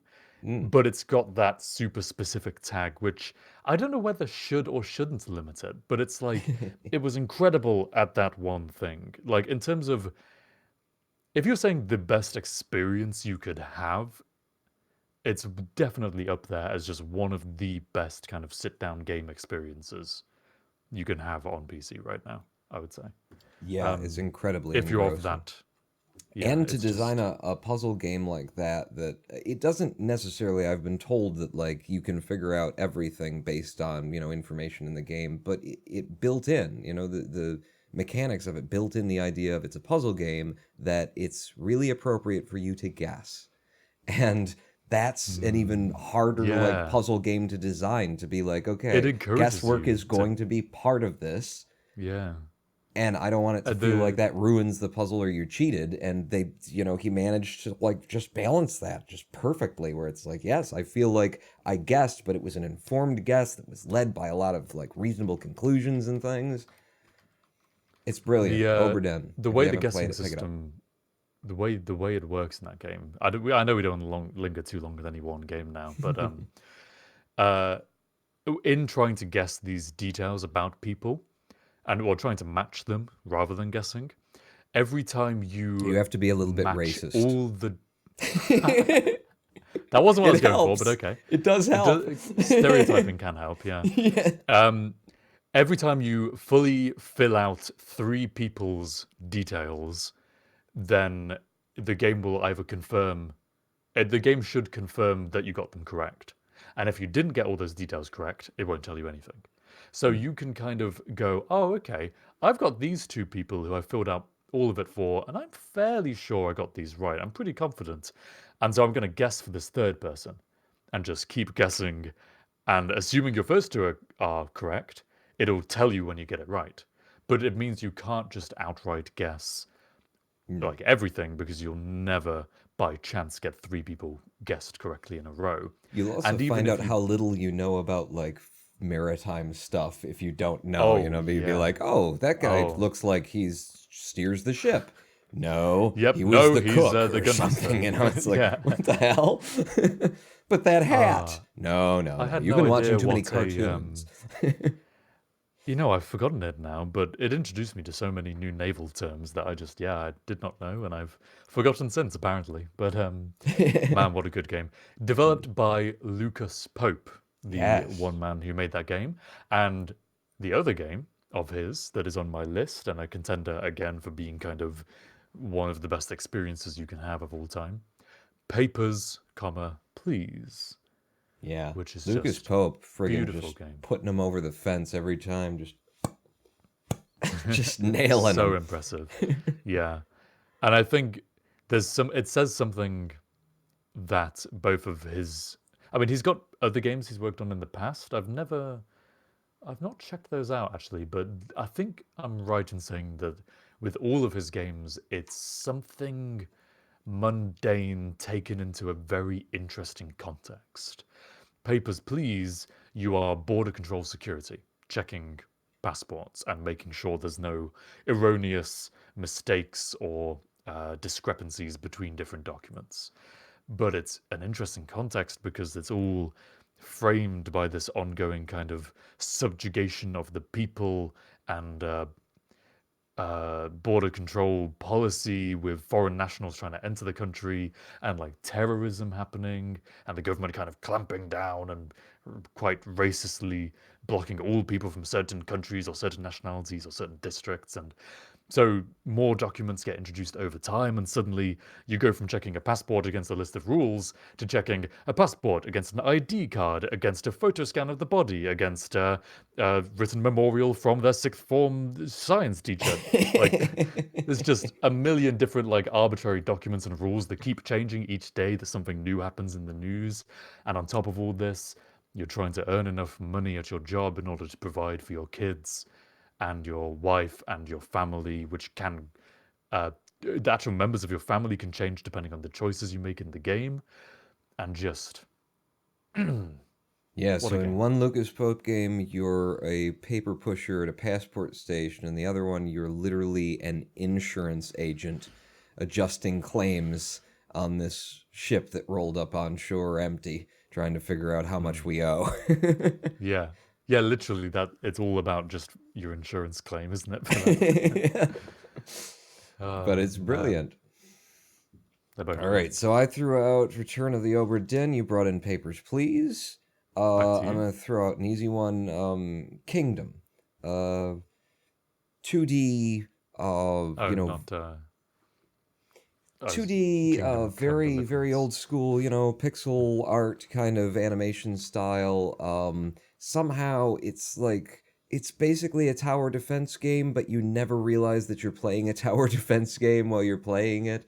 You are either the king or the queen, riding your horse back and forth, running from place to place, making money through doing certain things and erecting certain things, and then using that money in order to pay just wanderers on the countryside in order to join and come and be part of your city as you're building it up. And you need these giant walls at either side, and you need archers, and you need people to fight off the horrors and the evils that come every night, and they come in even harder sequence at the end of like a 7-day period or something. Whatever the period is, you ultimately get the big wave of baddies. So it's very, very stock standard tower defense kind of mechanics. But what it did so brilliantly was just you never realize that you're playing a tower defense game while you're playing this game. It's really good at creating so much just lore and sense of authority over the situation, but you're also in the world. And the game doesn't end in this tower defense game unless damn it, I hit the wrong button again. Unless your crown as the king or queen falls off and one of the evil horrors of the night gets your crown and runs off with it. So it comes back to you on your horse behind the lines of all the people who you've hired in order to guard us overnight, just waiting and hoping. And if the walls fall, then you're just running around hoping that one of the archers takes down enough of them so you can stay away. It's a brilliant little game with an incredibly cool art style. They did in 2D pixel art reflective water surface. That's just it's really good. It's really impressive. So Kingdom, another little game. Kingdom. Maybe wasn't on everybody's radar, but very good, not tower defense game. Kingdom was also funded by a government organization, as far as I know, so that's cool. Is it like GTA 5, where it turns out that the British government subsidized it because it was such a good thing for British culture? What? Really? That happened? Yeah, GTA 5 GTA was subsidized 5 by the British government? What the hell? got a subsidy for game development that was created as for the arts and for games that promote British culture and British heritage. And so this game set in a fictional LA in California, somehow, because they managed to meet all of the technical requirements, Rockstar, because they don't have enough money, it was funded by your tax dollars, Harvey. GTA 5. What the... He's looking at the article. UK taxpayers funded Grand Theft Auto 5 to the tune of 42 million. How culturally British is tax avoidance? Oh, the gaming world. What a fun world we live in. This is unbelievable. I don't... What? How? Why? I heard about it through... I've got to look into this. Through At another Nerdcubed, date. by the way, who found it out. I swear to God, Dan Hardcastle saw this and caught onto this before anybody else had printed any articles about it. He did a thing on his channel, and then everybody else in the games journalism community went, "Oh, yeah, we knew that." At the time that the game's developers put in their tax credit application, Grand Theft Auto 5 had already generated several $1 billion in sales and profits. So it was a drop in the ocean for them. God, okay, I'll look into that at another time. That's amazing, man. Okay, let me bat one back at you then. How about FTL Faster Than Light? Cool, you're knocking one off my list too. Oh, play the tune. We both got. Oh, Let's let's see, game show music. Congratulations, Harv and Pawn. You both just got won the an all same expenses paid trip to Rome, where you'll whatever people do in Rome, you'll do that. Sweat to death. Oh god, that's what I did in Rome when I went there. Nice place, but very busy, very crowded, very hot. Cool history though. FTL, Faster Than Light, man, what a well polished concept, just taken to where it needed to go. Like there's kind of one concept, and it's like a roguelike spaceship race game. Well, not exactly a race, but like you're kind of racing against this horde which is coming up from behind you, and you're customizing your ship and customizing the crew on your ship and attempting to fight off people you encounter or maybe bargain or trade, and so many kind of cool ideas just packed into this beautiful, wonderful, perfect concept. Yeah, man, love it. The And I developers of think that like the game, biggest thing for me with FTL, like when you think about it, is that this is a game, as many like rogue-like kind of games are, but this is a game where it is designed for you, like your play experience has been so carefully crafted. You are intended to fail and then fail again and then fail again and then fail again and then fail again and then get really close and fail again. And throughout the game, like what that does to you as the player is it puts you in a situation where you start out and you're trying to be nice and do the right thing. And because like you keep failing and it's really hard and you have to upgrade your ship more, and you know, it brings this moral quandary to you. And then at the same time, the in-game story is that you're like a messenger for the big mean Federation while the rebellion is coming, and you end up like doing, I mean, you can get through it without doing it, but the easiest way to get through is to do all the nasty things that surely the rebellion are using in order to, you know, as excuse for why they're rebelling. And it's just brilliant when you think of it like that. We design it for you to fail and be put your backs against a wall, and then you just start being a dick to people so that you can get what you need. And then you do that, and then you realize at the end of it, oh, I'm the bad guy. yeah, Are we the baddies? I love games like that. That's something that, going back to Papers, Please, Papers, Please did that really well, in that you were incentivized to be the bad guy, but it was never that clear cut. Like, you were just working as border control security. It's like a morally grey situation to begin with, like, and kind of it depends on your political views about immigration and whatnot. And then just over time, you have to do more and more. It's like every little decision just adds up, and suddenly you realize, fuck, man, I'm evil. I was just doing my job, but Jesus, like the Nazi concentration camp guards were just doing their jobs, you know? Yeah. So yeah, FTL, I love that kind of, you realize over time that that's the case. And man, subset games. Fuck, my headphone cable has. I'm just gonna keep talking. Harv is Subset games. Great big dick. What now? Just a their piece of game shit developer that guy is, man. conferences He just keeps that talking they the whole time. have What a done, big and the jerk talks they've given Harv on how is. you If should look at this design guy, your I mean, games. look at the size of his. Man, they are so good at that. So good at that. So good at that. You're damn right. So wait, who? So you did FTL. Since we're gonna try and push through some of these. I had in my deserves mention list Mini Metro. Little nothing game, again, in terms of like highly specific, very small, doing something simple as well as it can be. Mini Metro. I mean, how many people, how many amongst us not lost, but spent so many hours in Mini Metro just making connection I did points. for sure. It flashed through my mind to mention Mini Metro, maybe. But I just kind of dismissed it because it was just such a small kind of mobile game. Like, I suppose it really kind of exemplifies the idea of taking one thing and just doing that really well. But yeah, it does do really so well. concentrating on every little mechanic in a set of like 3 mechanics and just fucking nailing them.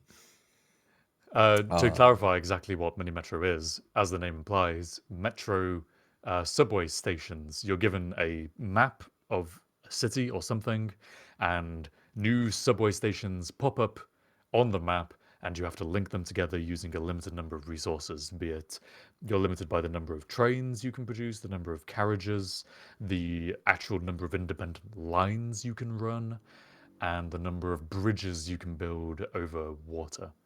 and I think all that's visually represented as lines, circles, triangles, and rectangles, yeah, basically. and beautiful.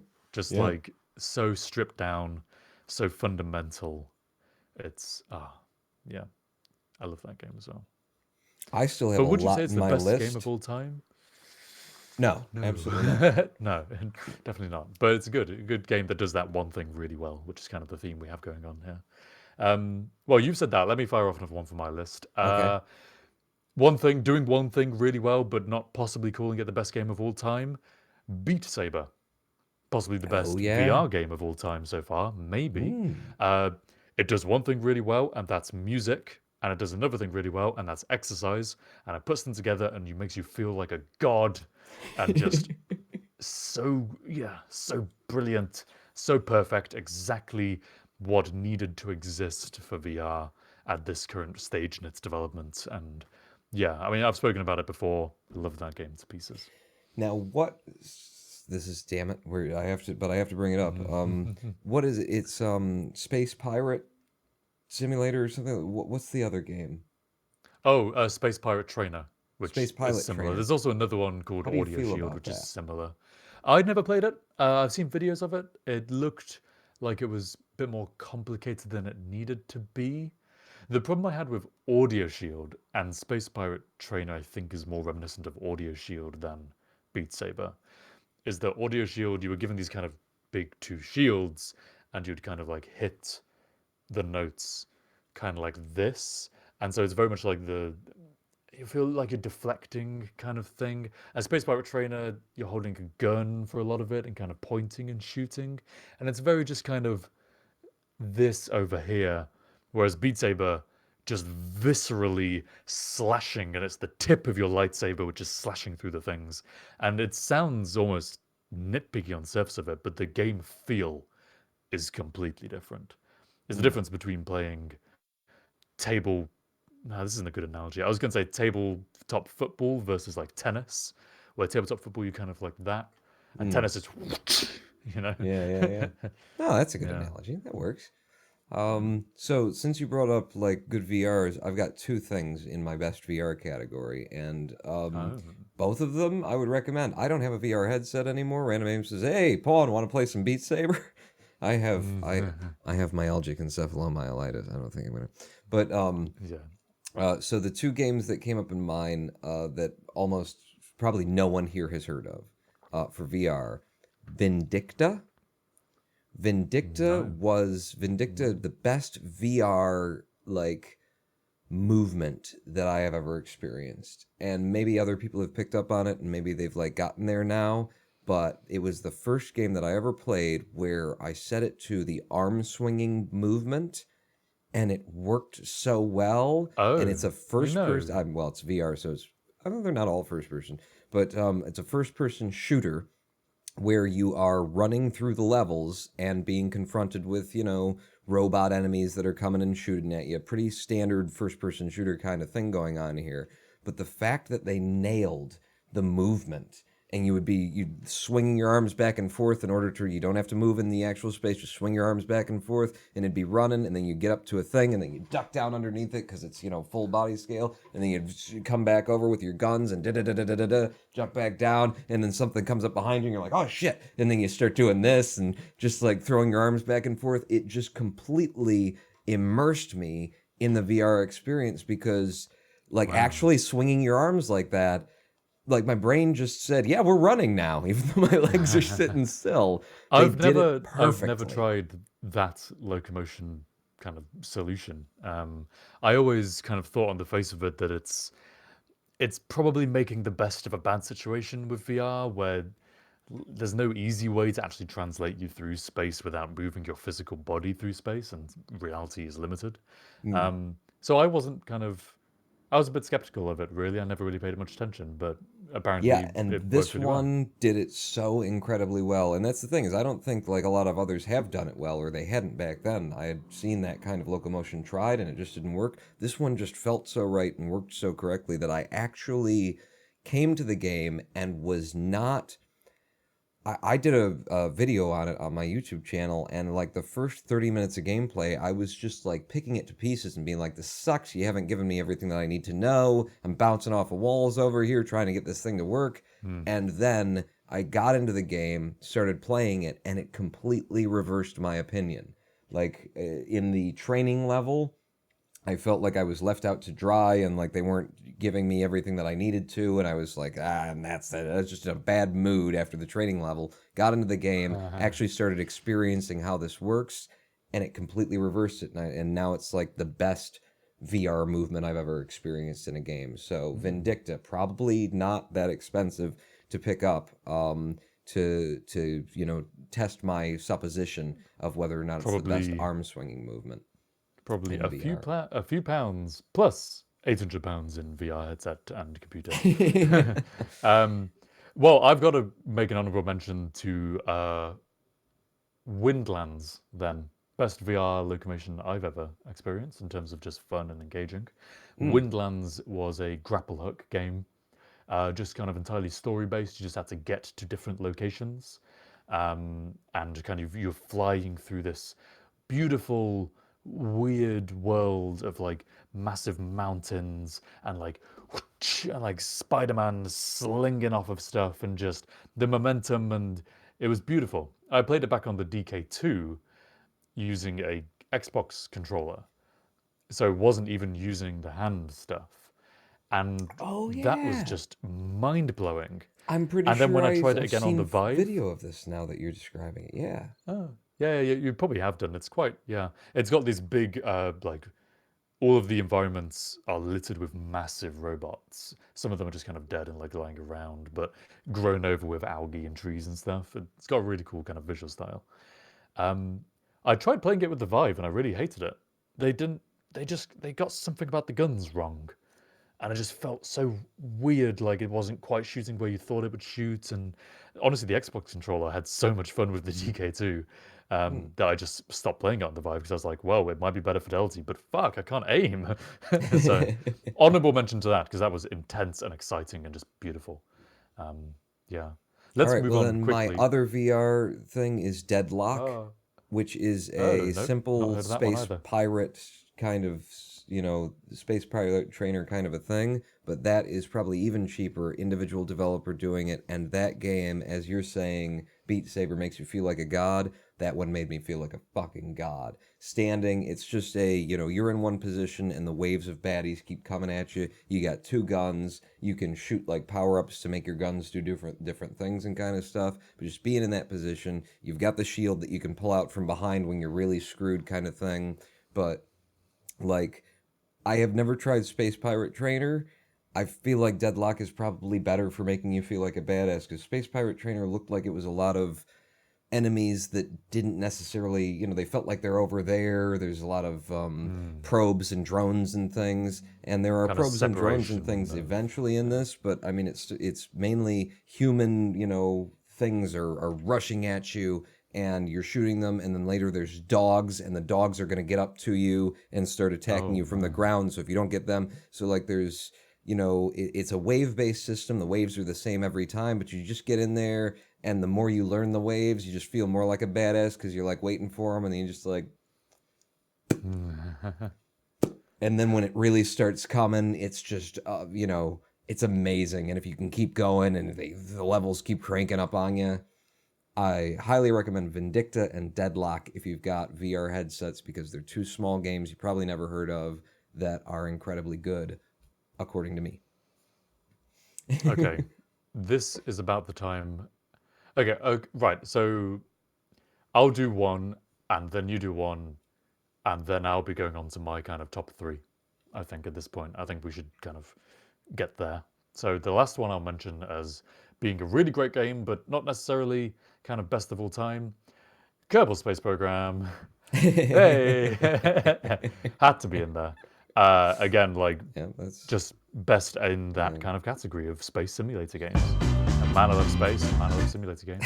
Oh, hey, Harv it's in and there. Pawn, It's in the list. It's you gotta be in the win list, a of free course. trip back to your bedroom to make a video about Kerbal Space Program. For 6 or 9 hours. Yeah. Oh, that would be Cluster Truck. Hang on, surely you've got Cluster Truck on your list somewhere, right? Yeah, it's in my most time, most returned to category. Of course, yeah.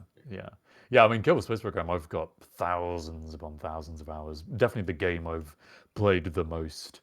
I mean, most of that you could argue was just because I was doing it for YouTube for a long time. But I think regardless, even if I'd never made a single YouTube video, I would have ended up playing Kerbal Space Program just for such a long time anyway. Yeah, love it. Best of what it does, and hopefully going to get even better with KSP2. I guess we'll find out on that. Yeah. Back to you. If we're gonna rush through them, let me just rush through them and drop some names here because there's still a few on my list. We did Faster Than Light. We did Kerbal Space Program. These are in the also ran category. Firewatch, incredible at what it did. Walking simulator, but that story, those characters, so involving. Cities Skylines. Build your own city, manage every little tiny minutia thing, especially when you start downloading mods for it. Absolutely great. Cluster Truck, as you mentioned. XCOM Long War. This is in my category of things that I've spent the most time with, most time returned to. Long War being a mod for the original, XCOM games. I believe XCOM right. Enemy Within. Just makes the game into so much more that it could have been if it wasn't geared toward just like the largest 95% audience of, people. Minecraft is too easy. The mod for Minecraft that makes it incredibly difficult. I've spent incredible amounts of time with that. Have to give a mention to World of Warcraft. I don't know anyone here who hasn't lost a year or so of their life to it. I haven't. I'm not in that camp. You're too young. I had RuneScape. RuneScape was my equivalent. I lost several years of my life to RuneScape, which I know someone in chat mentioned as well. Wait a second. RuneScape, also another good one that spent a lot of time in. And then old school. I had a whole category for old school. Hitman, Codename 47, the best fucking Hitman there's ever been. I haven't played any of the others. But Hitman, Codename 47, the original, just the things it did with what it had back then. Zelda 2, The Adventure of Link. Fuck you with your other Zeldas. The weird one that doesn't fit any of the rest of the Zeldas. That's the one. That's the one, goddammit. Where does that sit in BDG's graph of Zelda? Oh, yeah, Brian David Gilbert. I don't know. Where did he put that one? The Adventure of Link. I really loved it for some reason, like the top-down Final Fantasy kind of style overworld and just the music and everything. You just land on something, and the music would kick in, and I really liked it.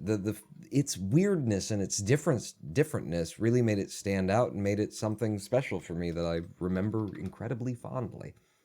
Again, trying to blast through a list here. Ice Hockey for Nintendo Entertainment System. Super Mario Brothers 3, I think was, if I'm going to pick one out and say I spent the most time with it, it's SMB3. Golden Axe on the Genesis, which was objectively speaking, kind of a bad port of a game that was mainly for, arcades and stuff like that. But I had it. I played it a lot. Cyberball. Football, American football with robots. Played a lot of that. Never understood American football at all either. Didn't learn anything from the game, but just clicking the buttons and I don't know, spent a lot of time. I like that you call it American football rather than just football.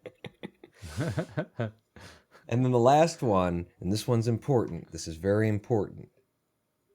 Nibbles. Nibbles, which was the name of Snake in QBasic in DOS 5.0. Because it was the game that made me a programmer. They had basically, programmed Nibbles in QBasic, or programmed a Snake game in QBasic, and I was able to read all of the code for it, which meant that I figured out how to put things on screen and change the variables and mess with things and, give you rewards for most farts or something, because I was so young. But Nibbles was a big thing for me, just Snake in general, I suppose you could say. But yeah, that gets us through my list of also rans and other things that deserve a mention.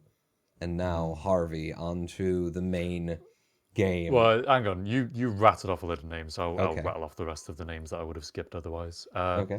The Stanley Parable. A great narration game, kind of Yeah. one of a kind there as well. Another good walking simulator. Chivalry, most visceral first-person kind of melee combat I've ever played in a game. Dishonored, really kind of interesting puzzle stealth assassination game that there's like a million ways you can do each thing, and you can really roleplay how you do stuff, and just love that. Skyrim, big Oh, childhood yeah. nostalgia. Yeah. Skyrim was, yeah. And yeah, that brings me to our top three. So, I said at the start, well, we both said we've got our objective and kind of subjective labels. And I've also got my kind of specific label that we've been talking about, the super specifics on there. Now, funnily enough, my top three consists of one which just has the objective label on in my list, one which has objective and subjective, and another one which has objective, subjective, and specific on it. So you pick which order should I which one should I go for first? Well, if I pick, then it would be to start with objective, subjective, specific. Actually, let's get that off the thing where it's like, Oh, the top. So one which is all three. That would be Fallout New Vegas. ooh, yeah, that's a lot of people will agree with you on that one. I know. I don't have any Yep. experience with it myself, so that's good because you can talk about it. Oh. I'll just sit over here Oh. and figure out why my hard drive filled up. Yes, you can figure out what those noises were. Was that your hard drive? Yeah, that was M Drive complaining. Is that the one that you're recording the stream to? Yes, of course it is. It filled up. So. Okay, it's all right. We have VODs being recorded on YouTube. Hopefully, we'll figure it out. Oh, wait, don't tell Twitch we said that. Shit. There's nothing to on YouTube. Don't worry, it's fine. Right, so Fallout New Vegas. I said at the very start that it was good to talk about these super specific games that maybe not everyone has heard of. Fallout New Vegas, I think everyone has heard of it. Bethesda published by Bethesda, but developed by, was it ZeniMax? What was the name of the developer? Oh, that's interesting. I didn't know anything about, the development Obsidian Entertainment. I'm sure people have already said it in chat. Obsidian Entertainment, and they just did it Hologram such a good one, job, yeah. so much better. Yeah, man, really yeah. great Oblivion, ability. Their quest system was just so modular that you could approach a quest with any intention you wanted. You could be a complete white knight savior if you wanted to. You could be a complete black hat evil guy, and everything in between. And not even just on one spectrum of good or bad. There's like other dimensions of kind of sassy or boring, mute, or like just it never felt like you were boxed into any archetype. You could just kind of play who you wanted to play and be the kind of character you wanted to be, and the quests reacted to it remarkably well. And that was such a cool, like, empowering experience. And on top of that, it's a little bit dated now, but the actual kind of gunplay, the typical Fallout VATS system, a little bit clunky, but it worked pretty well. The voice acting, a little bit clunky at times, but mostly pretty good. The graphics are okay, especially if you've got mods in there. The graphics can be really good. The actual storyline that you're following, super interesting. The choice you have to affect how that storyline proceeds, really cool. There's such an availability of content that you can play it once and see 10% of the game, if that, and play it again and see a completely different side to it that you didn't know existed. Fallout New Vegas has the all three kind of categories, and I've put it with its super specific label, but I'd argue actually, now I'm talking about it, that it is just generally overall a really great game. And so with Not saying anything new here, but yeah. the feeling that that you can play it a number of different ways and still have like a different experience, and that the world is actually like changing to you, kind of the opposite of Fable. I've not played Fable, I'm afraid. I played Fable a bit. It's actually quite fun and stuff like that, but the big complaint against Fable is that basically you are either the good guy or the bad guy, and that's Right. all you can do. But they like so shipped the idea of, oh, you've got control, you get to choose whether to this or that or the other thing, and it's basically just you're either full on, demon or full on angel, and anything in between is just fucking weird. Doesn't really work. Like Shadow the Hedgehog. That's a game that I don't think has anyone else other than me played that game. It's such a No, I single haven't dimensional played it. game. I've But definitely watched the Game Grumps with, picking up guns in a Sonic the Hedgehog world and shooting Yeah. down like police officers. Interesting way to go there, Sega. You could be middle of the road, but only by equally killing humans and aliens. Yeah. Yes. So my kind of, I think my best game of all time, kind of subjectively, I it's kind of tied with my other subjective one, and it's probably definitely not my objective best game. But let's go to yours. Do you have an equivalent where it kind of seems to tick a wide variety of boxes? No, no. I've Okay, got, well. but I do have a second place subjective, and that is The Swindle. The Swindle, yet again, another game that probably most people haven't heard of, because it didn't get enough love. But the developer, just The Swindle. Okay, so it's a 2D platformer. You're a thief, and Scotland Yard is, you're in the future, and so Scotland Yard has robots that have created a anti-thieving device that once it goes online is going to just put you and every other thief in the city out of business. And so you start out in it's another roguelike, and you start out in the shittiest part of the town, robbing the houses that don't have much that you can really take from, and there's these little like robot drone guards that you've got to get past and jump around and swat them with your little bat, knock them down, or find other ways to like just get them to go over there while you slip past them, that kind of a thing. Simple mechanics that are done really incredibly well, to simultaneously like you either attack or you hide, that kind of a thing. But a progressive roguelike where every time you load up the game you're going to get a new set of levels, but they're going to go through these same like 5 stages to the point where you reach Scotland Yard, and now you have to rob Scotland Yard of the device that's going to put all the thieves I out of thought business. it would go that way. Yeah. Oh, that's And cool. I'm watching by the trailer for it now, and it looks beautiful. by stealing all of the money, you upgrade your technology so that you can sneak better and thieve better and get more money, and you're hacking the computers in order to suck the money out of those, and then you're leaving things behind on the computers in order to drain the bank accounts after you've left and stuff, and it just gets bigger and bigger and more sprawling. Just a really beautiful roguelike, or just rogue, if we can drop the like. I hate the like. Yeah. Just say it's a rogue. I know that was a game, It is a but rogue. Yeah. it's a rogue. But yeah, that is my second place best ever subjective game is The Swindle.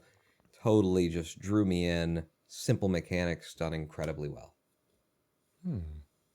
Awesome. Okay, well, if that was your second place subjective game, and I think Fallout New Vegas actually, now I think about it, probably does qualify as my second place subjective game. I'm going to go now to my first place, tied first place objective game, which is Minecraft. So you already Okay. mentioned on your list Minecraft is too easy. Mm. I'm viewing Minecraft in its entirety, including Minecraft is too easy, including all the different mods to it. The reason it's my objective game and not my subjective game is actually because I used to enjoy Minecraft massively, and it's a game that I keep on coming back to. And I think I look at it kind of critically, and I'm like, critically, objectively, damn, like it's done really well. It's just got so much freedom, and it really kind of coined a whole genre there. And yeah, just such a great game, so much potential, so much freedom to be creative. But I don't really, it's not really got a special place close to my heart, I would say, which is surprising Yeah. because I played it such a large amount. And I would argue that it maybe kind of got me onto the path of programming because I really got into redstone logic. My first introduction to like logic was redstone logic gates and/or XOR and everything else that you can build from those gates. Spent so much time on it. I was staying up late at night. When I was younger, I didn't have like a laptop or a computer or anything, but my dad had his work computer, and my parents would let me do homework on the work computer. And I got to a point where I would go to bed, I would wait until they'd gone to sleep, and then I would get up, I would sneak down into the basement and go on his work computer and play Minecraft. I was literally doing that, and I think that's a testament to just how obsessed I must have been with it at the time. So that would be Yeah, my kind of I first have a place purely objective. kind of similar kind of feeling for Minecraft. Like, it didn't make my list except as that mod, and it's because, like, yeah, it's like the potential, the thing, the amount of time you spend in it, but it doesn't like reach into it never like grabbed me in my heart in a way that just kept pulling me back or something. It was just like a really good game to play for a lot Yes. of different reasons, and the more mods you threw on top, the more reasons that you had, that kind of thing. But yeah, I don't I really feel sentimental about it at yeah, all. that's Yeah. exactly it. That's exactly it. That I just like I recognize it as a great fucking game that changed the world of gaming. Everybody just like ran around trying to create the next fucking Minecraft for the next 5 years. Mm. But yeah, I don't feel like I have a sentimental attachment to it. I just, it's a really good game. So that makes sense for Mm. your objective list, Yeah. not the So sentimentality. do you have On an my objective objective number one? list, all right. This is definitely the best game ever. Bad Rats. You motherfucker. No, my problem here is okay, and we're up to yours is going to be like your objective best at number one, right? That's the next thing? My next one is objective and subjective. Total, I think, best game overall I've ever played. Okay. Yeah. So under my objectively best category, I have two games I couldn't settle. And I may mention something of yours. I don't know. We haven't shared any information. But Yeah. under these two things, objectively best, games that I haven't like come back to a lot, that I don't return to, that there isn't like a sentimentality for them, that at least that pulls me back. There might be a sentimentality, but it's Mirror's Edge and Portal. And I just can't decide whether or not one of them is better than the other, because Wait, what they I'm were doing. amazed. I'm amazed Mm. because Mirror's Edge didn't even make my list, and I'm the one who spent like several hundred hours trying to speedrun that game. What? How is Mirror's Edge on your kind of top of the pile? I don't understand.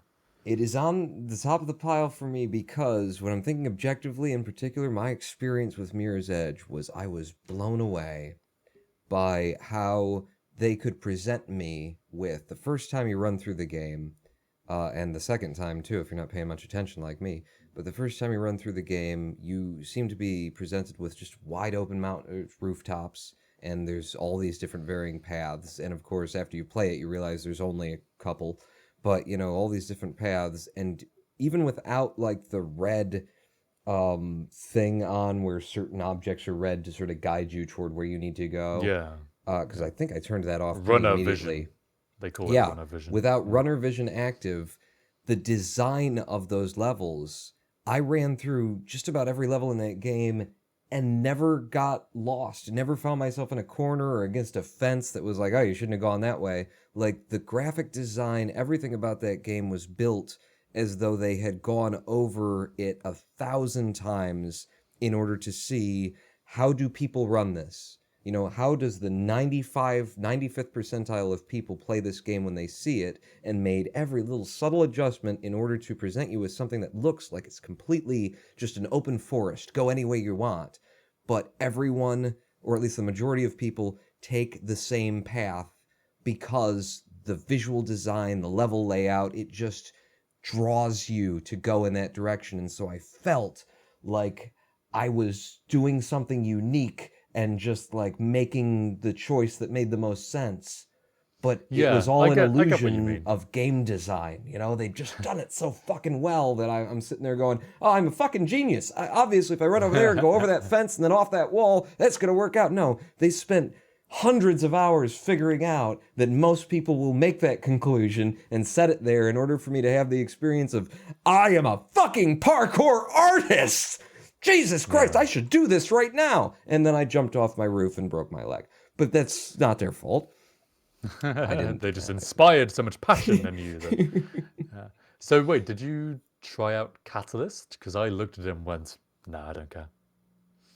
Yeah, I think I did the same. Yeah, no, I didn't. Yeah. I didn't. I saw something about, combat and open world, and I was like, you don't understand. You just never understood, did you? What? Combat and open world. Man. Because, like, I mean, it's kind of obvious, but it was a game about free running, about parkour, and about being awesome, dynamic, and, like, figuring out these, like, perfect routes and feeling like you are the one who is, like, doing this incredible route, but being really well guided by the game to get there. Having people in your way that you have to fight and stop and fight ruins it. And wherever that happened in the original game, it happened the most at the worst, or therefore became the worst parts of that game. And open world, I don't know how well they did or didn't pull that off. But for me, like, as someone who tried to, like, get really good at speedrunning it, the appeal was in the perfect timing and making the perfect jumps and, like, choosing the perfect way to do a perfect level, and that progression kind of... Most people say, like, oh, this game is way too linear, but the linearity was one of the great driving forces behind the sense of momentum that you got with that game. Yeah. Yeah. It's kind of a weird omission for me, actually, now I think about it. I probably should have put it on my... I should have at least mentioned it, for sure. Well, and don't the know other what one that I mentioned there, of prevented course, Portal. There's just no question about why that would be on the list, right? Tremacian with the subscription. Excellent. Hello. Ha ha ha ha. Thank you for that. Hello. Many thanks.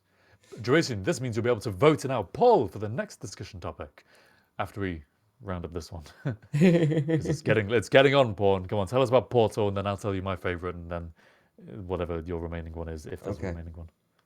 So Portal is Portal.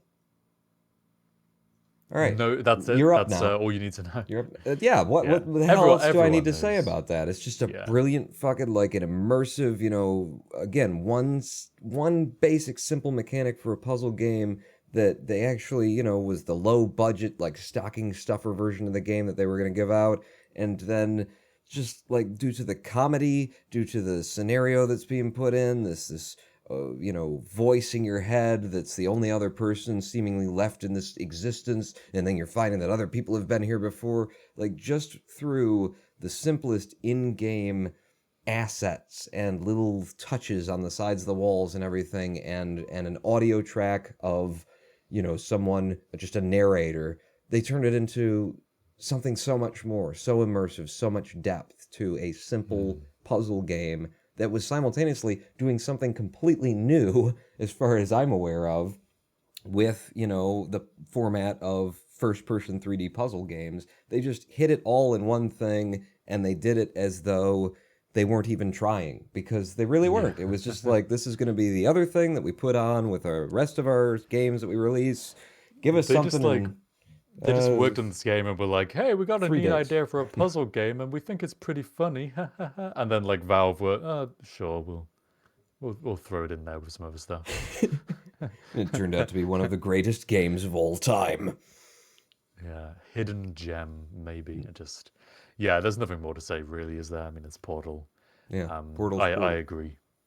And again, that should have been on my list. I think almost it was so obvious that I was blind to it. Like, I very much went in with trying to find the interesting games to talk about. Whereas with Portal, everyone knows what it is, and everyone knows it's great. That doesn't, you know what I'm saying. Yeah, absolutely. So, my number one. Oh, I've got At that. the very I can start of the actually do stream, that. if you remember all the way back then, you mentioned a game that had a different mini game inside it. That mini game, fuck, I can't even remember the name of it. Never mind. The game is The Witcher 3. The Witcher 3. Oh, you ever play yeah. that? I have not, but I have seen people playing it, and I have heard the good news of the Lord. Yes. Gwent. Thank you, character 222. Gwent was the name of the Oh, trading card game within the it. You card could go through the game world within and it. like, yeah, you could. It's not even trading, Okay. kind of a trading card game. You can get the cards by trading with people, I think, but it's this layered battle thing where you have the front line, the middle line, and the back line, and you choose which cards you play in which areas, and like you have an army kind of clash with a different deck, and just great. And they made that into its own standalone game because people liked it so much. And I did reach a point in the game where I kind of stopped doing the main quest and I just played Gwent for a while, for a long time. Loved it. Character 222 says that he understood Gwent just as well as they understood Caravan. I never got Caravan. Fallout New Vegas had a game called Caravan in it. Never understood it, but I understood Gwent. I thought that was way easier to grasp. But yeah, The Witcher Well, that's a 3, pretty cool thing. beautiful. Yeah. Reach Yeah, out for a game within a game. yeah, absolutely. But The Witcher 3, beautiful visuals, beautiful feel of the mechanics, beautiful story, beautiful stories within stories, the terrain, the voice acting, everything. I played it using a Steam Link. Do you remember when the Steam Links came out? Oh yeah, yeah. I've got one. I'm using it right now. I mean, not right They now, actually, but but today you are I generally, use it. yeah, yeah. Yeah, every night I They just go down and watch YouTube on my couch over the Steam Link. they turned they stopped selling Steam Links. Apparently, they just didn't Oh make enough money really? off of it. They kind of redacted it. Yeah. Now the only place you can get them is Well, on they eBay or something. sucked when they came out. They were really broken. The firmware sucked. It didn't behave correctly a lot of the time, but they actually fixed the firmware eventually. I know just because I've been using it for the past 2 years. Yeah.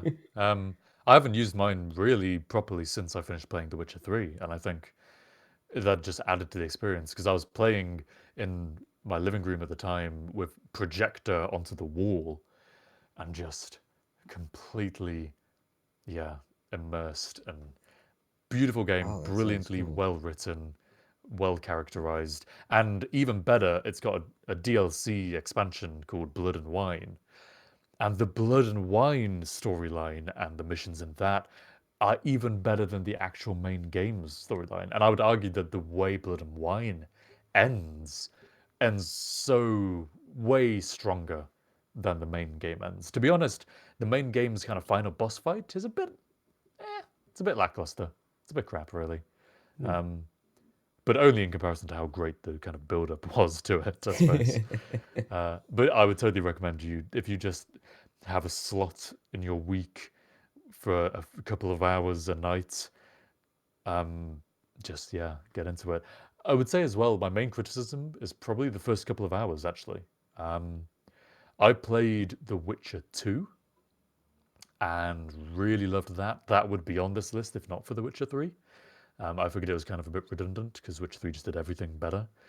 But I never played the first Witcher game, and the start of Witcher 3 is kind of a lot of backstory that I think comes from the first game to some degree, just with the characters. And I didn't feel left out, but it just didn't matter to me.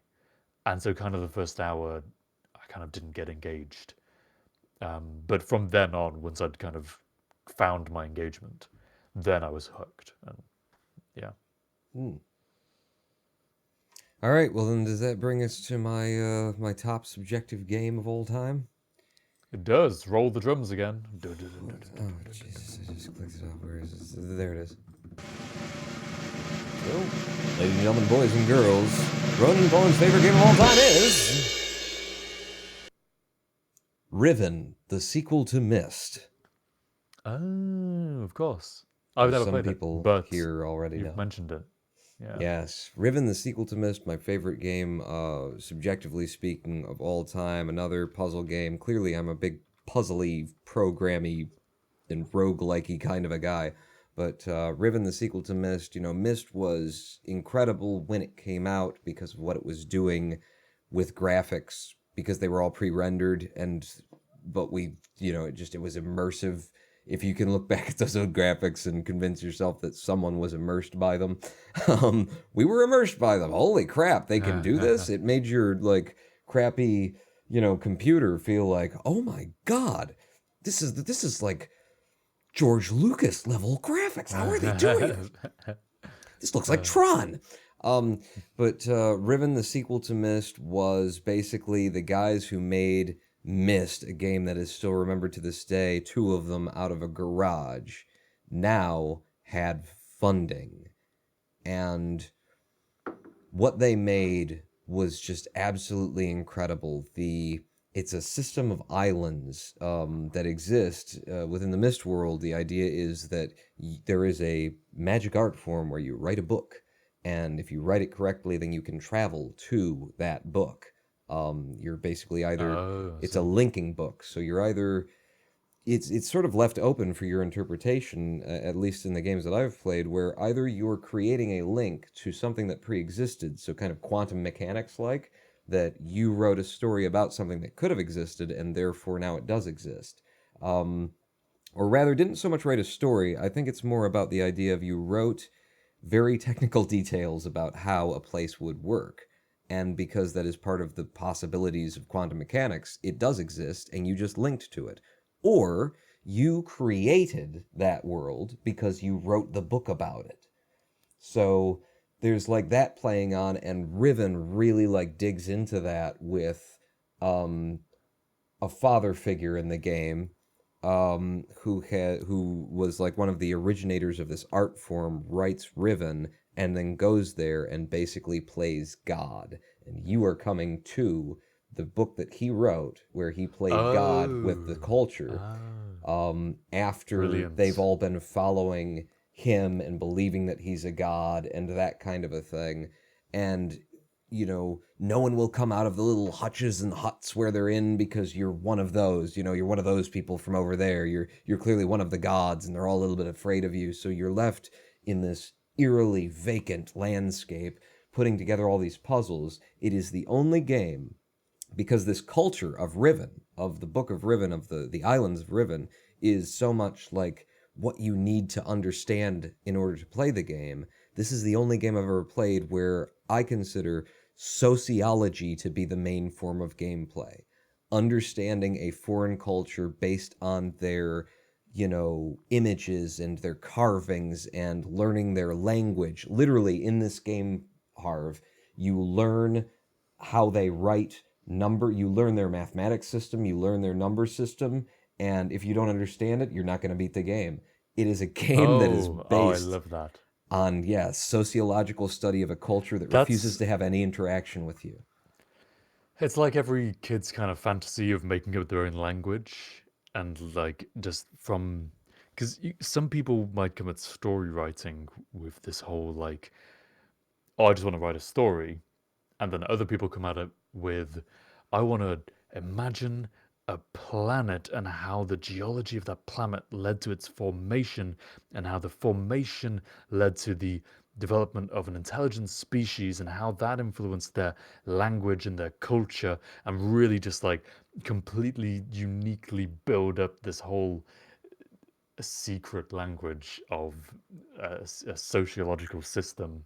Yeah. And to have you then have to learn that as a player in order to be able to play the game, that's kind of a bold move that any game studio that's not two guys in a garage with funding would balk before they did, Yeah, They wouldn't do it. absolutely. It's just so immense. It's so, incredibly detailed. And because exactly what you're describing, these guys wrote a story, wrote a world, and then considered every little detail of that world. The amount of detail that is in this, because it is pre-rendered. So they did all the 3D modeling in, not having to worry about, will we be able to render it in real time? No. So it's all, the best rendering they could do at that time, given their funding and that kind of a thing.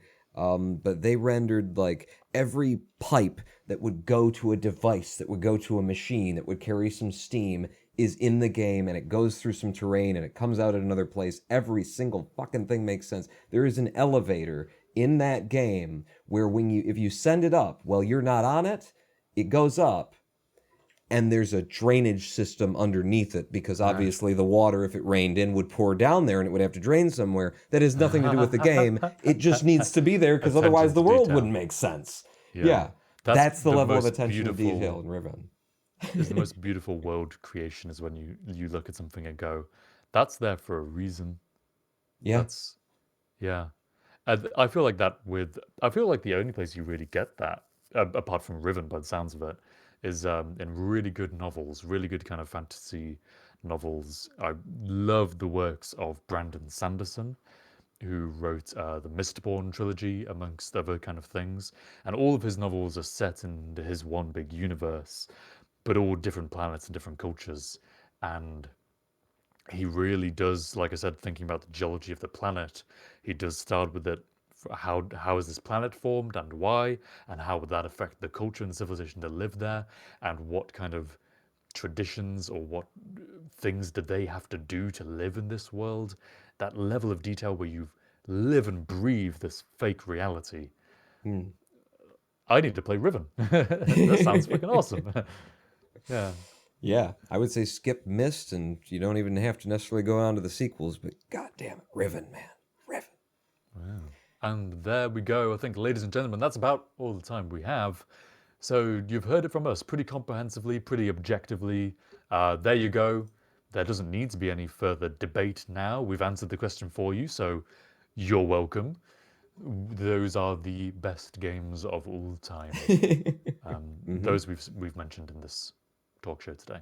Go no further. You have the list. Now you can buy all of those and have the best gaming experience that mankind knows. Thank you very much for watching, ladies and gentlemen, and those of you in between. That's not a catchphrase that I intentionally kind of came up with, but I've said it several times now. I don't know why. But thanks for being here, you person watching. We really appreciate it. Thank you very much for talking and kind of offering your ideas and your opinions in chat. It's always great to see people having done that and doing that as we We talk are live. absolutely reading them. We're a half an hour We over are. our usual time, so otherwise we apologize for not being as interactive this show, but we were just into our favorite games. Yes, I think sometimes the show is better off when we are just really engaged with what we're talking about, and it's nice, like, to have you guys discuss it, even if we don't necessarily interact with you directly. But we want you to know you're appreciated. Thank you very much for joining us. If you want to support the show and you want to see more episodes like this, see behind-the-scenes content, see polls which you can vote in to have the ability to help us decide what topics we should talk about and when, please consider either supporting us on Twitch by becoming a subscriber or pledging on Patreon. You can pledge for any amount you like, and that will be enough. So consider doing that. Otherwise, subscribe to the YouTube channel, harv.and.pawn. No, harv.and.ronanpawn.com. Yep. We'll take you there. And thank you very much for watching again, and we shall see you next time. Harv Pawn, Harv Pawn, Harv and Pawn, and Harv and Pawn, and Harv and Pawn, and Harv and Pawn, and Harv and Pawn, and Harv and Pawn. Harv and Pawn.